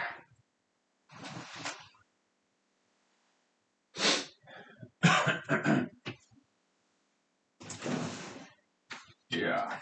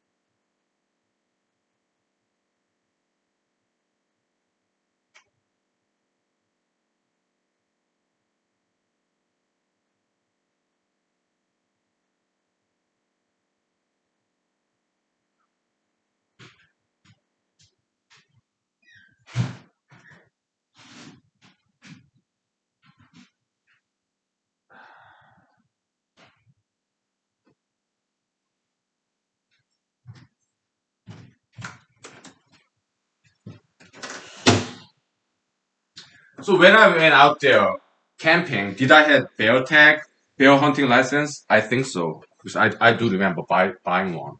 It's not that expensive. Bear hunting license. It's like fishing license. It's not too expensive.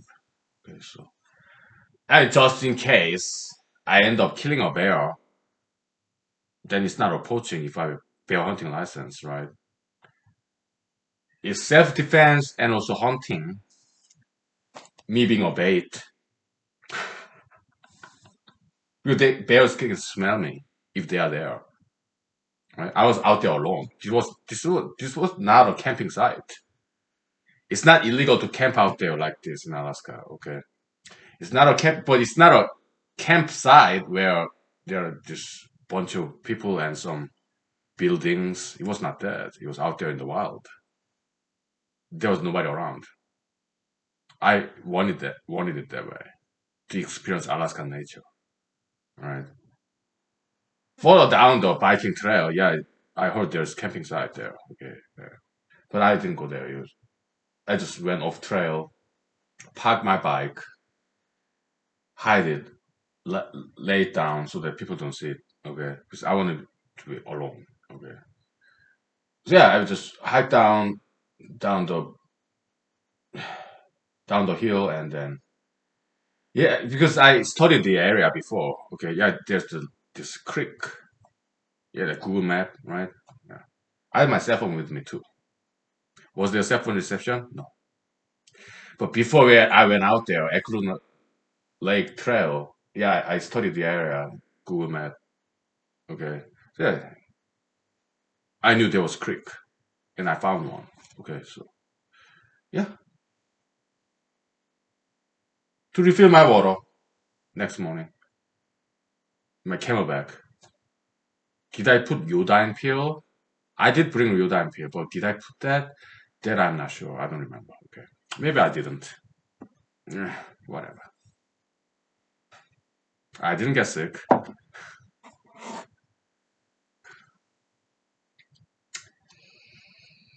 Yeah. I want some vodka.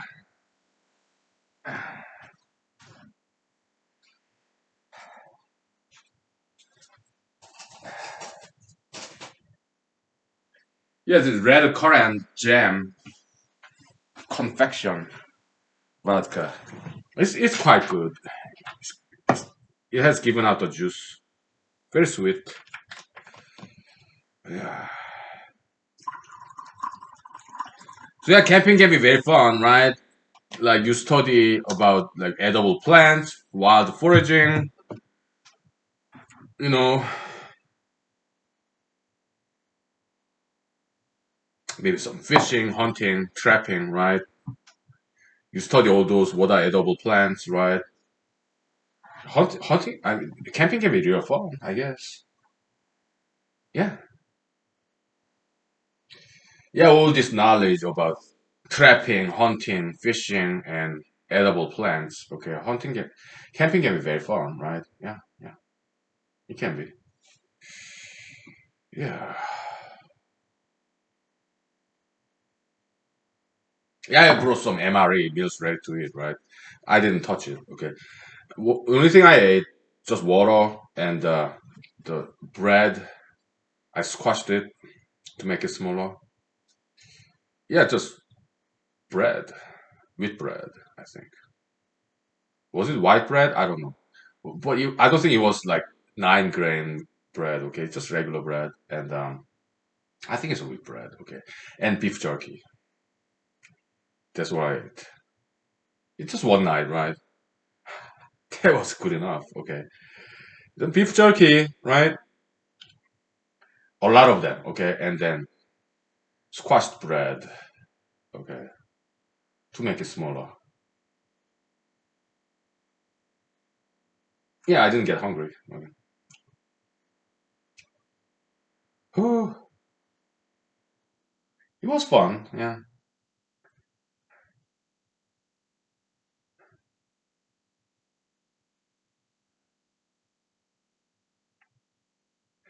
So in the Fat Guys in the Wood, that TV show, okay, I really enjoy watching that show and very educational. Okay, how to camp out, how to build the shelter and stuff. Great show, great TV show. Okay, yeah. And in that TV show, they made this trap to catch birds, right? It was like this. They made some kind of bowl, right? Something like this. Some tree branches, right? And then bowl like this, so that bird get trapped inside. Okay, something like that. Okay, and they got a bird, and they ate it. Okay, and and in one episode they caught a wild hog, wild boar. Okay, I'm not sure it was staged. That I don't know. Okay, it's so cute. But they got the boar, wild hog, wild boar, wild pig. Okay, it was so cute. Okay, and they got that animal and they ate it. Okay, good stuff. Great TV show, reality TV show. Yeah.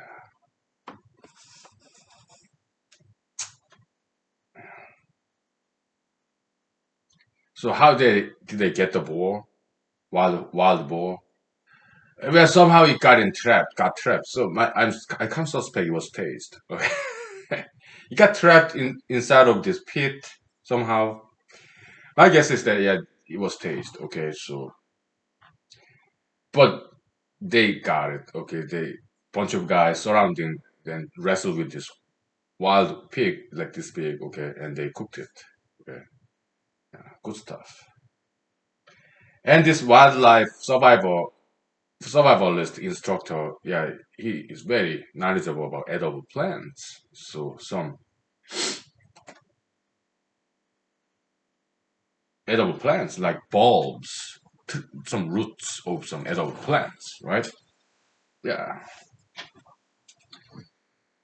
it was something I read, you know, pond, like swamp, some edible reed, bulb, right? So some of them had to get wet to go to that wetland to get the edible bulb. Okay, that was cool. Yeah, and some edible worms like grubs, beetle, beetles, larvae, right? That was cool too.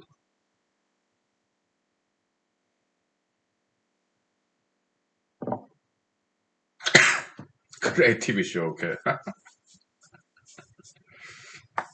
Oh boy.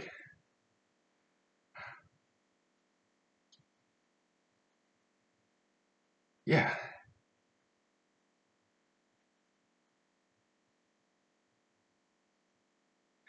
They had some emergency medics. All right, in case because they're camping outside, right? They had some emergency medics behind the camera because some guy got sick. Okay, uh, so they went back to the parking lot and yeah. But as far as I know, nobody died. Okay, he recovered. He went to hospital and stuff. Okay,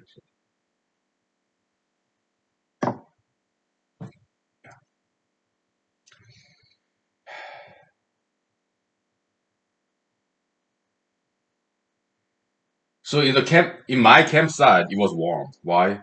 Tarp on top of the tent. I wrapped my tent with big Kaiser tarp, the biggest tarp I could get from Walmart. Okay, so it was my tent, right? Tent, they are both from Walmart, and tarp from bottom on top and wrapped around. Okay, so it's double layer insulation. Some the air is a very good insulator, right? Between these two layers, so it was warm at night. And the campfire, I made it just for fun, just for fun. Okay, I think I put it out before I went to sleep. Why? I did not want to cause wildfire. Okay, and actually, I think it rained just a little bit, not like pouring rain, but like sprinkled just a little bit. I think. Okay, in the morning. Right?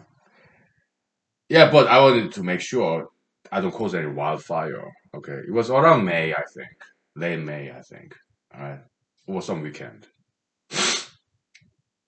and back then I was a computer programmer. Okay, yeah. So it's 4 or 5 years ago. Yeah, I think I put out the fire before I went to bed, went to sleep, to make sure I don't cause any wildfire. Okay, so yeah, it was warm. Yeah. Also, I had this sleeping bag inside too. Okay, so it was warm. It was not cold at all. Yeah. So there was that. Ah,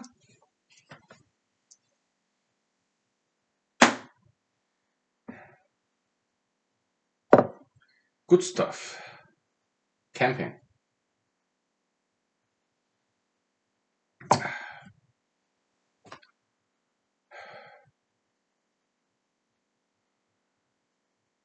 When I was in Fort Hood, Texas, I went out hunting by myself. Okay. In Texas, there are wild pigs, boars. Okay. Some of my army friends, yeah, actually got some hawks, wild boars, wild pigs. Okay. I didn't. I just heard the stories.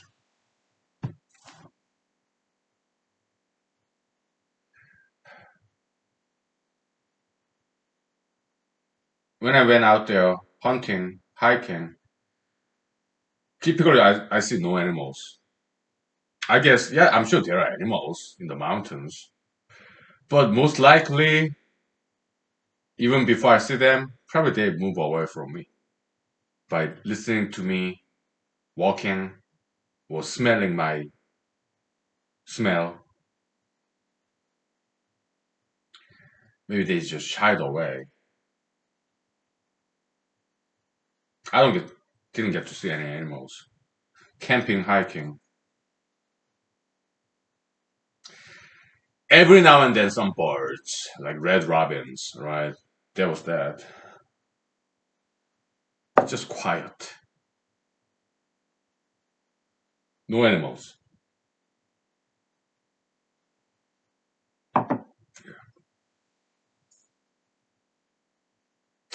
I mean, you are supposed to walk upwind so that animals don't smell you. But when I was out hunting in Fort Hood, Texas, around Fort Hood, Texas, that's my camp hunting area. Yeah, I didn't care. Yeah, I mean, relaxing. I'm hiking with gun. I call that hunting, but mostly I just hiking, walking around. I don't know abide by any rules. So no, I'm not a good hunter at all. I never got any animal. No. I mean, I did cook some fish and ate it, but animals never actually hunted an animal. Never had a chance. I would have, but never had a chance. I didn't see any wild pigs, okay, in Texas, but I did went out hunting a couple of times. Sometimes with my friends too. We didn't see any animals. So. It was nice hiking. All right. Let's say 5 minutes break. Okay.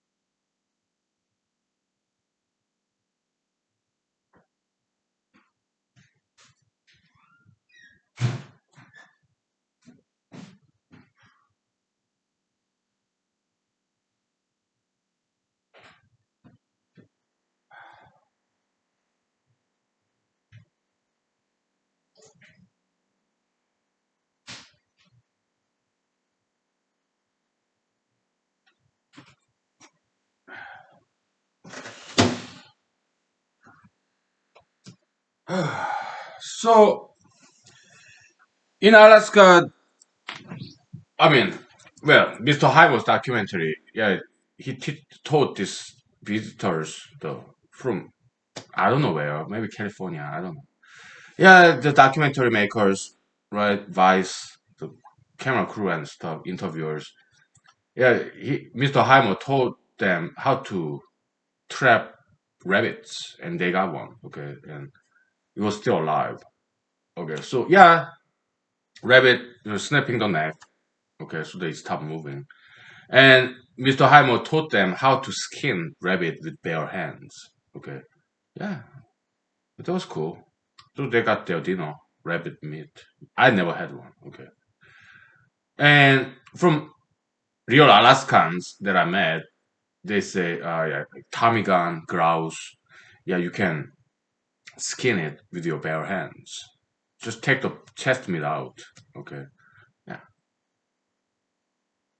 I did learn some editing theory. Okay, so okay. They say you don't have to feather it. No, there's not that much meat in ptarmigan or grouse. You just crack it open and just get the chest meat out. Okay, I don't know. Okay, with your bare fingers. You don't even have to use knife. That's what they said. Okay, okay. And when it comes to fish, it's not necessary you scale it actually. Okay, yeah, you can cook the whole fish. You don't even have to gut it. Okay, because fish gut actually they taste really good. Okay, so that's kind of some Korean cooking of fish. Sometimes they don't even scale it. They just cook it. They don't even gut it. The fish gut they taste really good. Okay, so why is it not necessary to scale it? Because once you cook it, yeah, the skin, fish skin, and the fish meat, it's easy to separate them out. All right, you don't have to make a fillet. All right. Yeah, once you cook fish, yeah, it's not difficult to debone it and separate the meat from the fish skin, fish skin. Okay, it's not difficult once you cook it well, right? And fish got oh, they are tasty. Okay, so that's some Korean way of cooking fish. Okay, so yeah, good stuff. So when it comes to foraging, so I went out there, right, at Klutna Lake by myself. I looked around because I'm quite knowledgeable about what edible plants are, but looked around, it was more like bleak. I didn't see any edible plants. Animals, I didn't see any animals.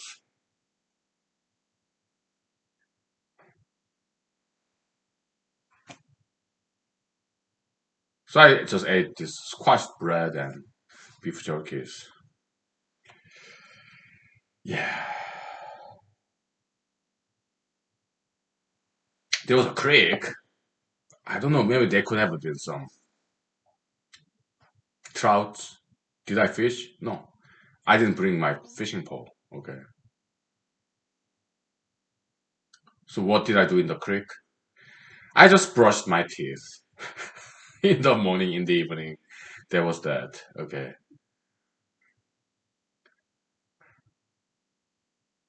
It was clean cold water. Okay. Yeah, glacial water, right? Yeah. Okay, what do you do when you get lost in the forest? Let's think about that, okay? Yeah, give me like 1 minute. Let me go to the bathroom real quick.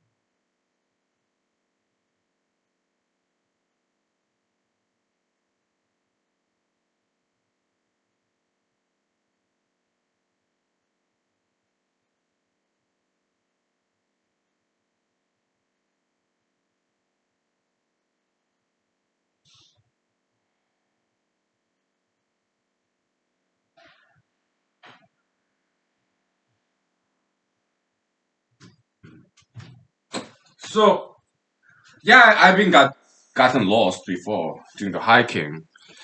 Even in Seoul, South Korea, well, of course, it's not too big a deal because it's Seoul, right?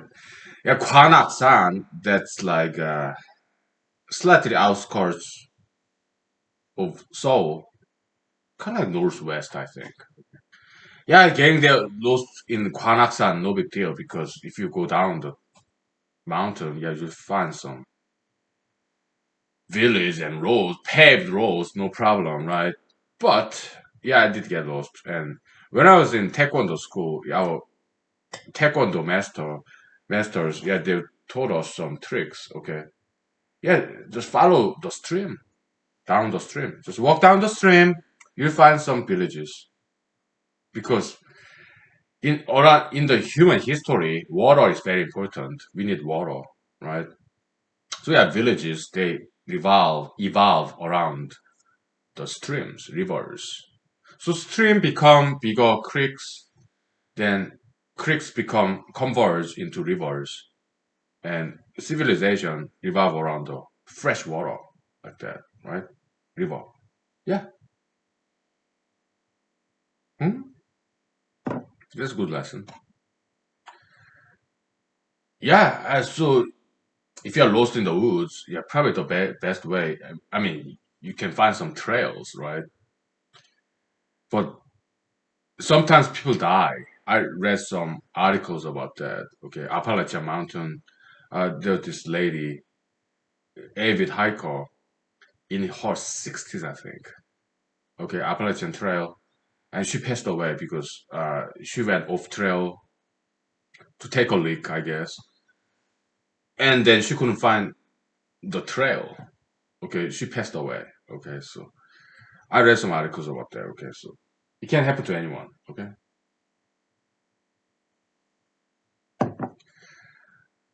so yeah, I mean, if you cannot find human trails, hiking trails, uh, if you walk around enough, you can find some animal trails, like deer trail, moose trail in Alaska. I've seen some. Okay, yeah,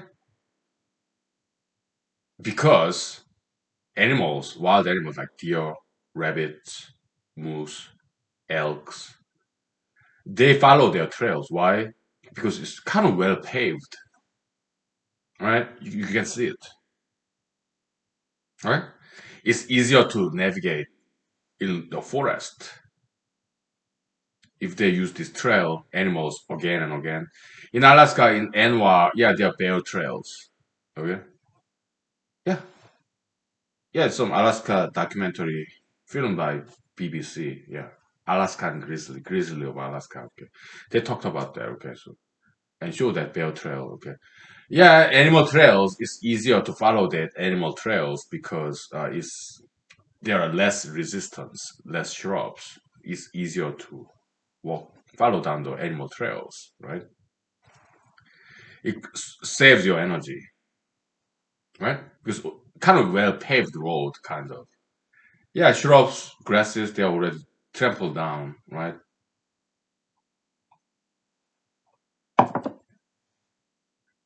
And along the way, you may find some human hiking trails, okay?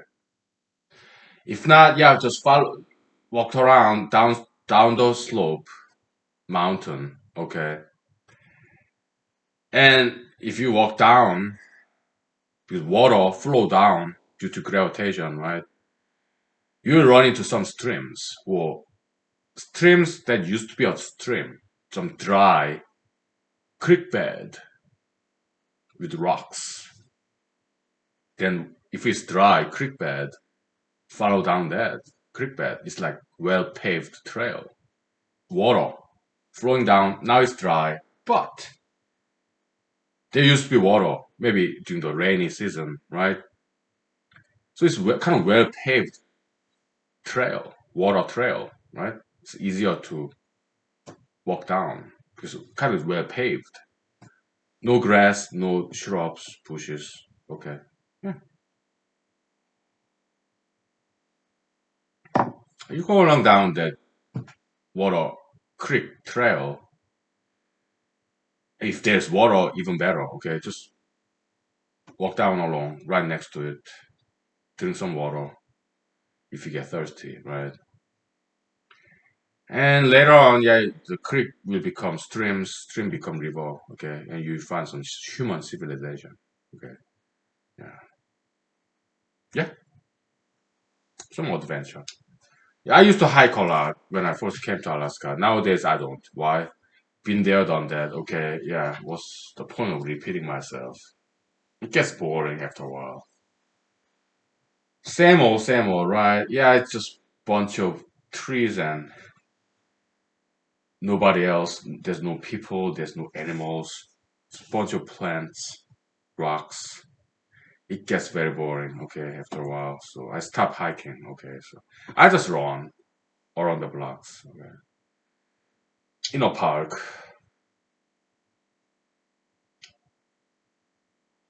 Yeah,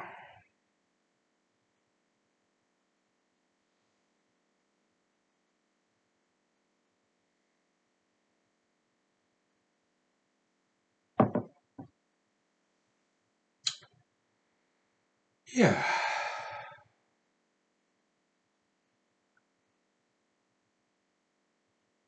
So Kwanaksan, yeah, I got lost once, and so I went off the trail, and yeah, I followed down the stream all the way down, and I found some village, took the bus, subway, whatever, went to some busy transportation hub, and took change another bus, took another bus, and got home. Okay, but it was cool. Okay, some village that I never been to outside of Seoul.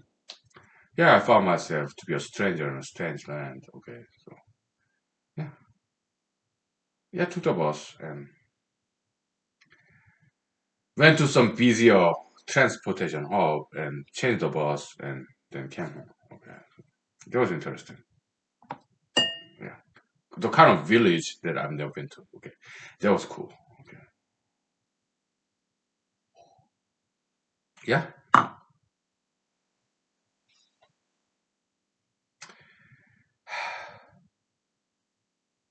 Do I miss Korea sometimes? I kind of do. The food culture, like we take 5 minutes break. Okay, I tell you some about Korean culture. Some parts that I kind of miss. Okay, yeah. But do I want to live in Korea? No. It's a great country, but I love to visit. I speak the language. After coronavirus is over, okay,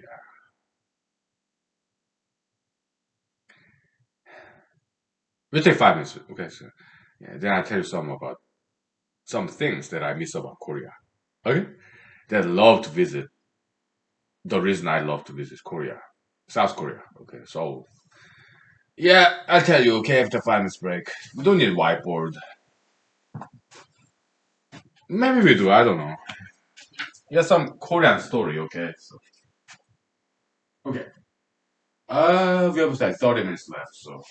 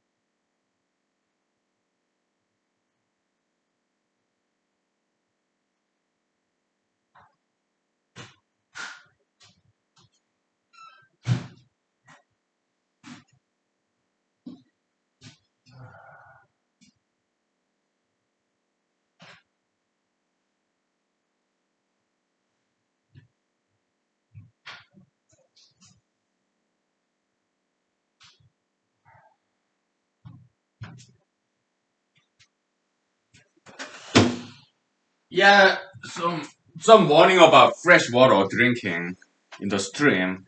Yeah, there could be some parasites there. Okay, so iodine tablet maybe it's a good idea.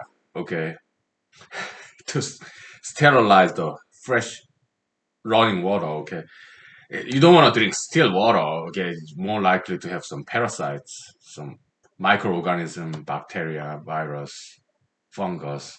That could be toxic, or they could be parasitical. Oh, you don't want that. Okay, so yeah, but stream, bubbly stream, yeah, more likely to be cleaner. Okay, yeah. They come out of rock, right? Yeah, more filtered. Okay, so but animal feces, okay, urine, yeah, it could be some, there could be some bacterial or some monocellular organisms, like sometimes parasitical. Okay, so you have to careful about that. Yes. Anyways, yeah. So in Korea, there are these street vendors, legal, all legal. There's some parts in Seoul, South Korea, where there are a lot of street vendors of food. Okay, we don't. I don't think we need this. Okay, so let's make some room.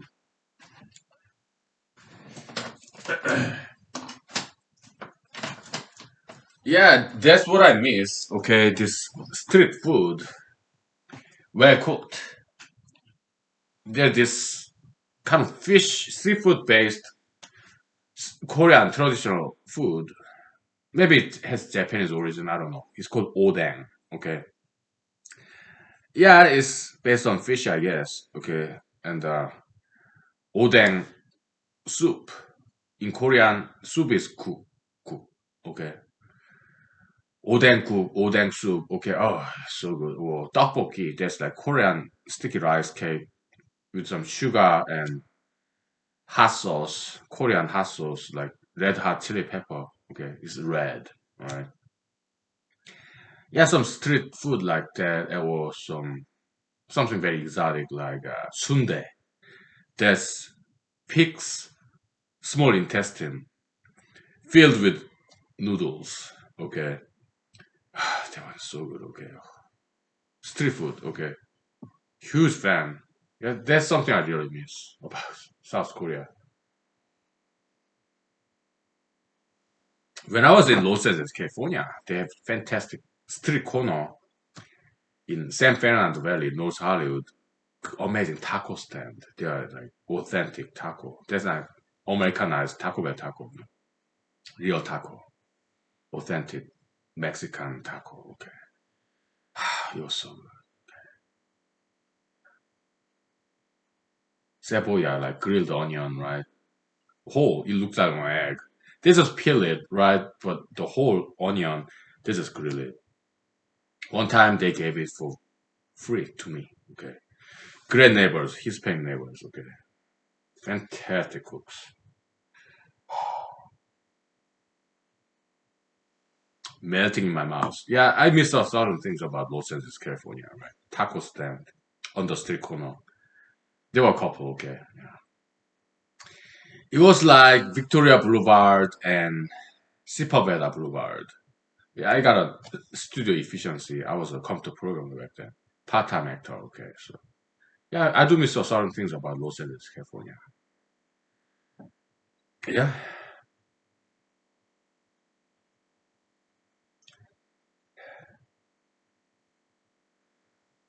Mm.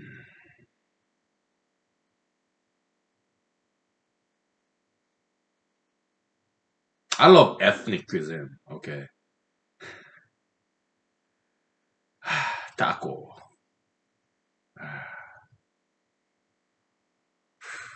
I've been to Mexico, okay. When I was in Los Angeles, California, it's like 5, 7 hours drive to Tijuana, Port Town, okay. Yeah, I went there like once a month. And I had went to this taco restaurant. So good, this authentic taco is just melting in my mouth, right? Like cow tongue langua, right?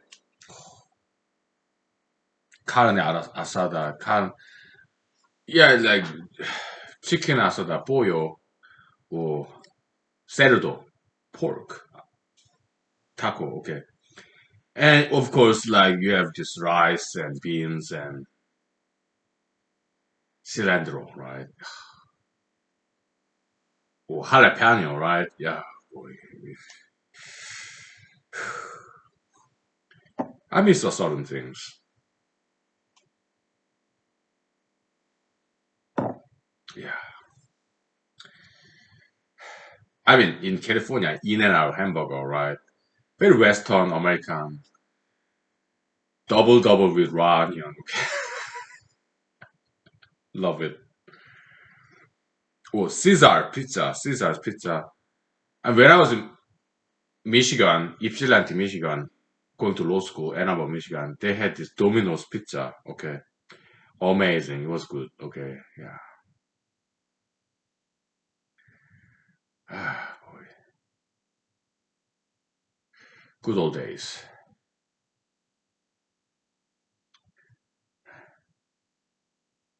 Yeah, in Korea they have all this exotic food like fish sauce, Korean fish sauce. Okay, in America, when I go to Walmart, I buy this Thailand fish sauce, which is fantastic. But Korea, they have their own kind of fish sauce. Okay, and they grill pork. It's called samgyeopsal. It's kind of like bacon, but it's not sliced like American bacon. Okay, and samgyeopsal means you get three layer meat. Okay, yeah, with fat meat. Okay, but they don't slice it. They put it as chunk of meat. They grill it, put in the fish sauce. Magical. It's like one of the best meat I've ever had. Okay, I went to that restaurant with my uncles and aunts. Okay, that was like 3 years ago when I came visit to Seoul, South Korea.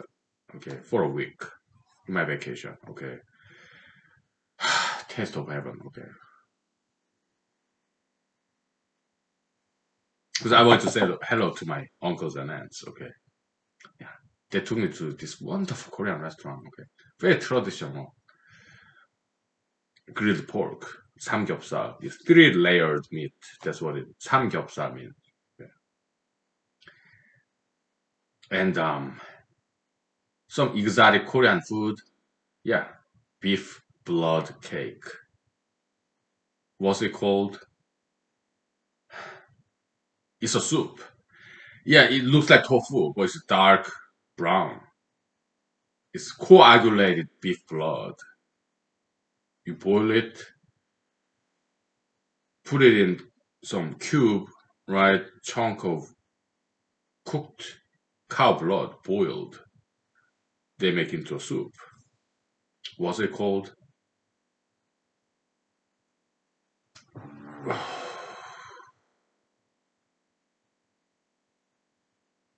Cow blood soup. Okay, so what's it called in Korean language?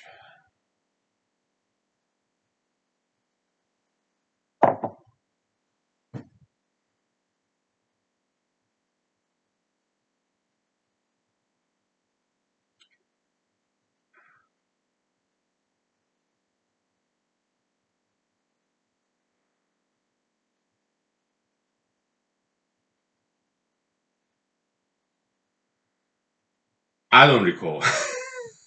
We'll take 5 minutes break. Okay. I tried to look it up in the internet. Okay, cow blood soup. It's really good. Okay, cow blood. It looks like tofu. Okay, but it's very dark red, dark, somehow greenish. I mean grayish, dark brown. Okay, so it's cow blood. They boil it, make into some kind of cube. Look like tofu. Okay, so dark brown, grayish red, dark red. Okay, it's really good. Okay.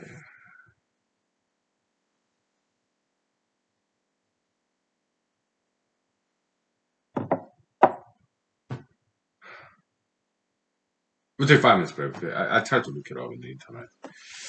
Not sure if I can find it, but we'll see.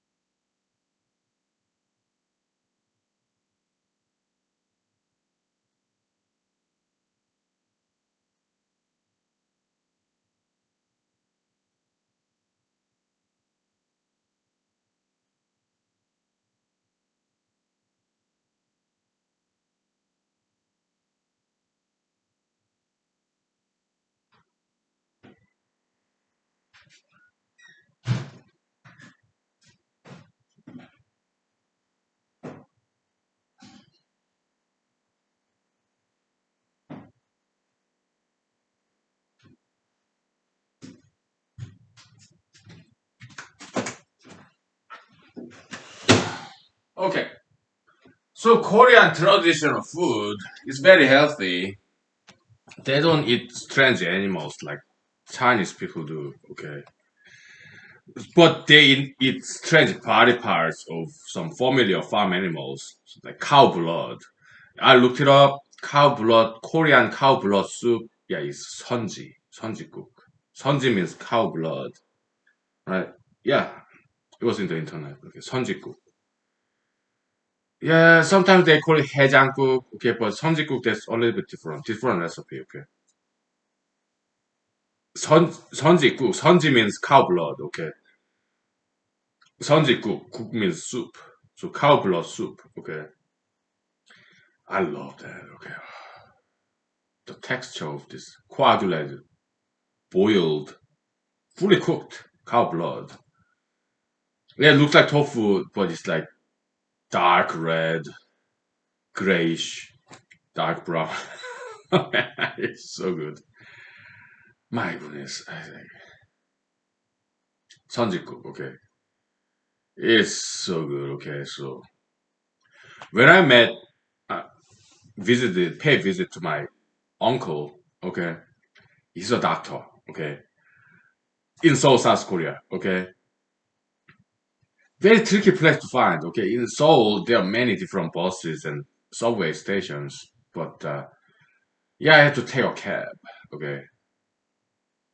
In that town. Okay, so Seoul is big town. Okay, so my uncle, I paid visit to his hospital. Okay, yeah, he's a doctor. All right, so okay, nephew, welcome back to South Korea. Yeah, I will buy you anything for dinner. Just make a choice. I was like, hey uncle, great to see you. Can I have 선지국? And he was like, ha ha ha. No, no, that's too cheap. Okay, I'll take you to this samgyeopsal three layered pork, grilled pork restaurant. Okay. Okay, uncle.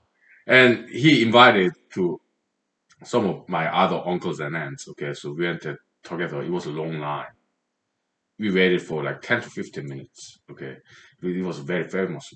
Okay. It was worth the wait. It was really good. Pork meat, grilled pork. Okay. Oh my goodness. It was so good. And we toasted the shot glass. I didn't take shot like, no, just sip. Okay. Taking shot like this, no, that's not Korean style of drinking. We have shot glass, but we sip it slowly. Okay, so yeah, soju. That's rice wine. Okay, it is so clear. Rice wine is just transparent, and it go down so smoothly. Okay, so some of my army colleagues when I was in the army, some of them were stationed in Korea. They would tell me, "Man, soju is great drink, but it can sneak up on you, right? Because it go down so smoothly." So you keep drinking and drinking, and you can get really wasted. Okay, so they'll tell me this Korean experience. American Army soldiers, okay, my fellow colleagues who are stationed in Korea. Okay, yeah, they'll tell me about Korean experiences. Oh, they love Korea.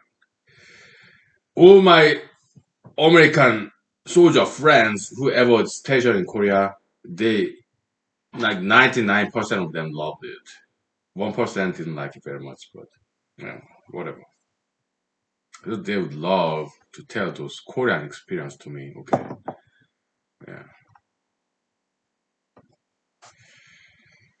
yeah. So in this dinner party, okay, my uncles and aunts, okay, yeah, we drink soju. Okay, I came back home. Public transportation, like taxi cab, subway, no problem. Okay, no driving, no. Yeah. So we went, took some soju, Korean beer, 맥주. There's also another Korean drink called makgeolli. That's rice beer, and its color is like yellowish white. That's not beer, Western beer. No, that's Korean beer, makgeolli, maybe with rice. Its color is yellowish white makgeolli. Okay. Yeah. So I asked my army colleagues when I was in the army, hey, have you ever had makgeolli? They said no. They didn't know it. Okay. So yeah, makgeolli, that's traditional Korean beer made with rice, of course, and it's like light, kind of yellowish white. It almost looks like milk, but it's alcoholic beverage. Korean tradition, uniquely Korean. Okay, makgeolli. There's nowadays they sell it in the stores. Okay, Korean stores, but not very well known to foreigners. Okay, makgeolli is really good drink. Okay, yeah, the soju makgeolli. 동동주, that's clear Korean beer. Okay, it kind of tastes like makgeolli, but it's some pungent taste. 동동주, yeah, I had it before when I was in Korea. But it's clear. Okay, so I prefer the makgeolli with yellowish white rice beer. Okay, traditional Korean. Okay, so, yeah, yeah.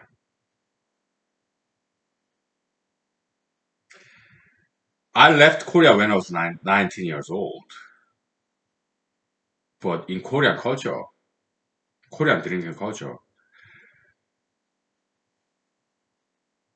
fathers teach their sons how to drink. Okay, I left South Korea to come to America when I was 19. Korean legal drinking age is like 18. Okay, but just like in France or Uzbekistan, Ukraine or Russia, different parts of the world, drinking culture. Okay, yeah, fathers teach sons how to drink properly. Okay, so yeah, when I was a teenager, I drank with my father to learn how to drink properly. Okay, so, yeah.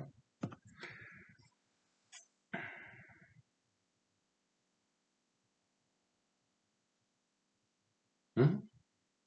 So that we behave when we are intoxicated with alcohol. Okay, and so that we learn how to control the drinks. Okay, yeah,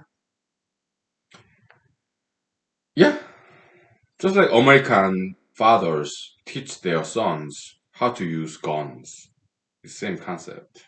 Okay, so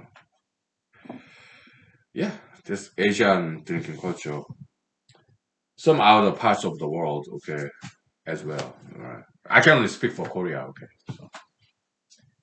and America a little bit, okay. Yeah, but when it comes to America, I'm kind of transplant, okay, because I grew up as a child in South Korea, but I'm still growing up as a person, right? Yeah, continuing education, okay. I'm still learning about American culture, language, okay. Yeah, America's cool. Freedom, liberty, individuality. That's great. When it comes to Alaska, I'm still learning about Alaska. Okay. Yeah. Live and learn, I guess. Yeah. We have like 9 minutes left. Uh,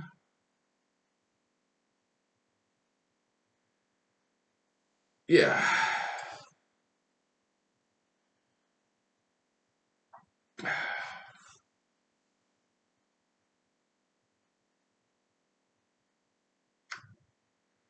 Whew. It was long Kaister weekend. Okay. So finally it's over. So yeah, tomorrow I wake up in the morning, go back to work. That's great. Okay. So yeah. It will be short week because there is New Year's Eve weekend next weekend. Okay. What would I do? I don't know. Would I travel? I might. The weather has warmed up. Yeah, thanks to global warming. Okay, it's nice. Okay, so I might go out there in Kenai. Yeah, yeah. Because by now, yeah, snowstorm is over. Okay. Yeah, this weekend, Christmas weekend, there's some snowstorm, whatever. Okay. Travel advisory, right? But that's over now. So maybe roads are safer to travel. So next weekend, New Year's Eve weekend, I might travel. Okay. I might. Yeah, for a change of scenery, right? Yeah. Because in Kenai they have this sandy beach, ocean, horizontal ocean. I love that. Yeah. Yeah, in Alaska we have some ocean beaches. Even in this town, valley, go down the road. Yeah, there's some sandy gravel beach. Okay, not many people know about that. Okay, they should develop that place. Okay, it's nice sandy beach. Okay, so yeah, sand, gravel, yeah, some rocks, but still a beach. Okay, they should commercially develop that. But this is Alaska. Okay, not many people. Okay, not many roads. There's some hidden places. Okay, not many people know about that beach. Okay, but there's nice parking lot. Okay, some hiking trail and ocean. All right, but not many people know about that. Okay, I've been there several times. Okay, it takes about 30 minutes. Okay, yeah, from this house. Okay, just go down the road 30 minutes, maybe 45 minutes. Okay, yeah, this nice sandy beach. There's some sand, some gravel, some rocks. Okay, but still beach or beach, ocean, wave. Okay, not many people know about that. Okay, so last time I went there was about 2 years ago. Okay, yeah, it's a little bit scary. What if there are bears, right? Because right next to this beach area, there's this forest. Not many people at all. Okay, I was there by myself, and what if there are bears? Okay, a little bit scary sometimes. Okay, so Alaska is typically like that. Okay, when you go to a park, most of times there's just nobody. Okay, this Alaska experience. You go to a park, right?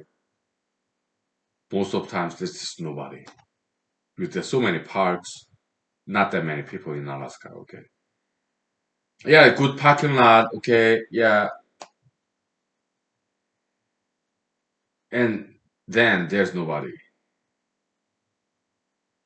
Sometimes quite scary. Okay, what if there are bears? Okay, my martial art is not that good, but when I go out there, yeah, I carry a gun sometimes, bear spray, yeah, whatever. Sometimes just camelback. In camelback, what do I have? Lighters, extra lighter, flashlight, camelback, water carrier, right? What else do I have in my camelback? Maybe extra keys, car keys, house keys, flashlight, maybe some protein bars, emergency food, camelback water, of course, yeah, extra lighter, right? Because if I get lost in the hiking, yeah, there are plenty of woods. I can make a fire if I have a lighter, right? Yeah.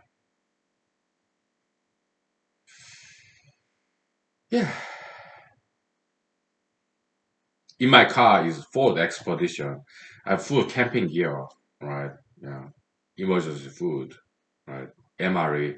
I have that. Okay. So I even have a flint. fire making too, okay, and plenty of lighters, right? Emergency food, protein bars, mhm, plenty of water. Yeah, I have it in my car, SUV, right? Yeah. Just in case, right? Yeah.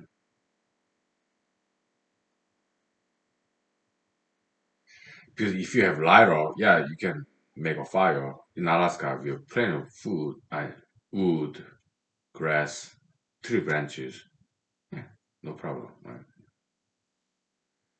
Yeah, survival kit, right?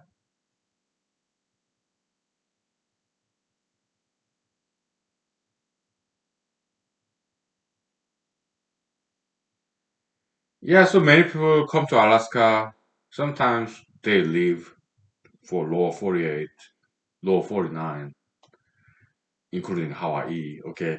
Yeah, Alaskans sometimes they come here and then leave. They come and go sometimes. But some people decide to stay. Okay. So military people they got stationed in Alaska, right? Anchorage, Fairbanks, and they got fascinated by Alaska. Some people come to Alaska by watching Alaska in TV, Alaskan TV shows. That was my case. Okay. I was never stationed in Alaska when I was in the U.S. Army. I was stationed in Georgia, Texas. Okay. But I watched a lot of Alaskan TV shows like Yukon Man, Alaska: The Last Frontier, Vice documentary about Mr. Hymo. Okay, so that's why I can. Okay, you know what? Let's continue this story. Okay, it's been 3 hours. Okay, we'll stop and restart. Okay.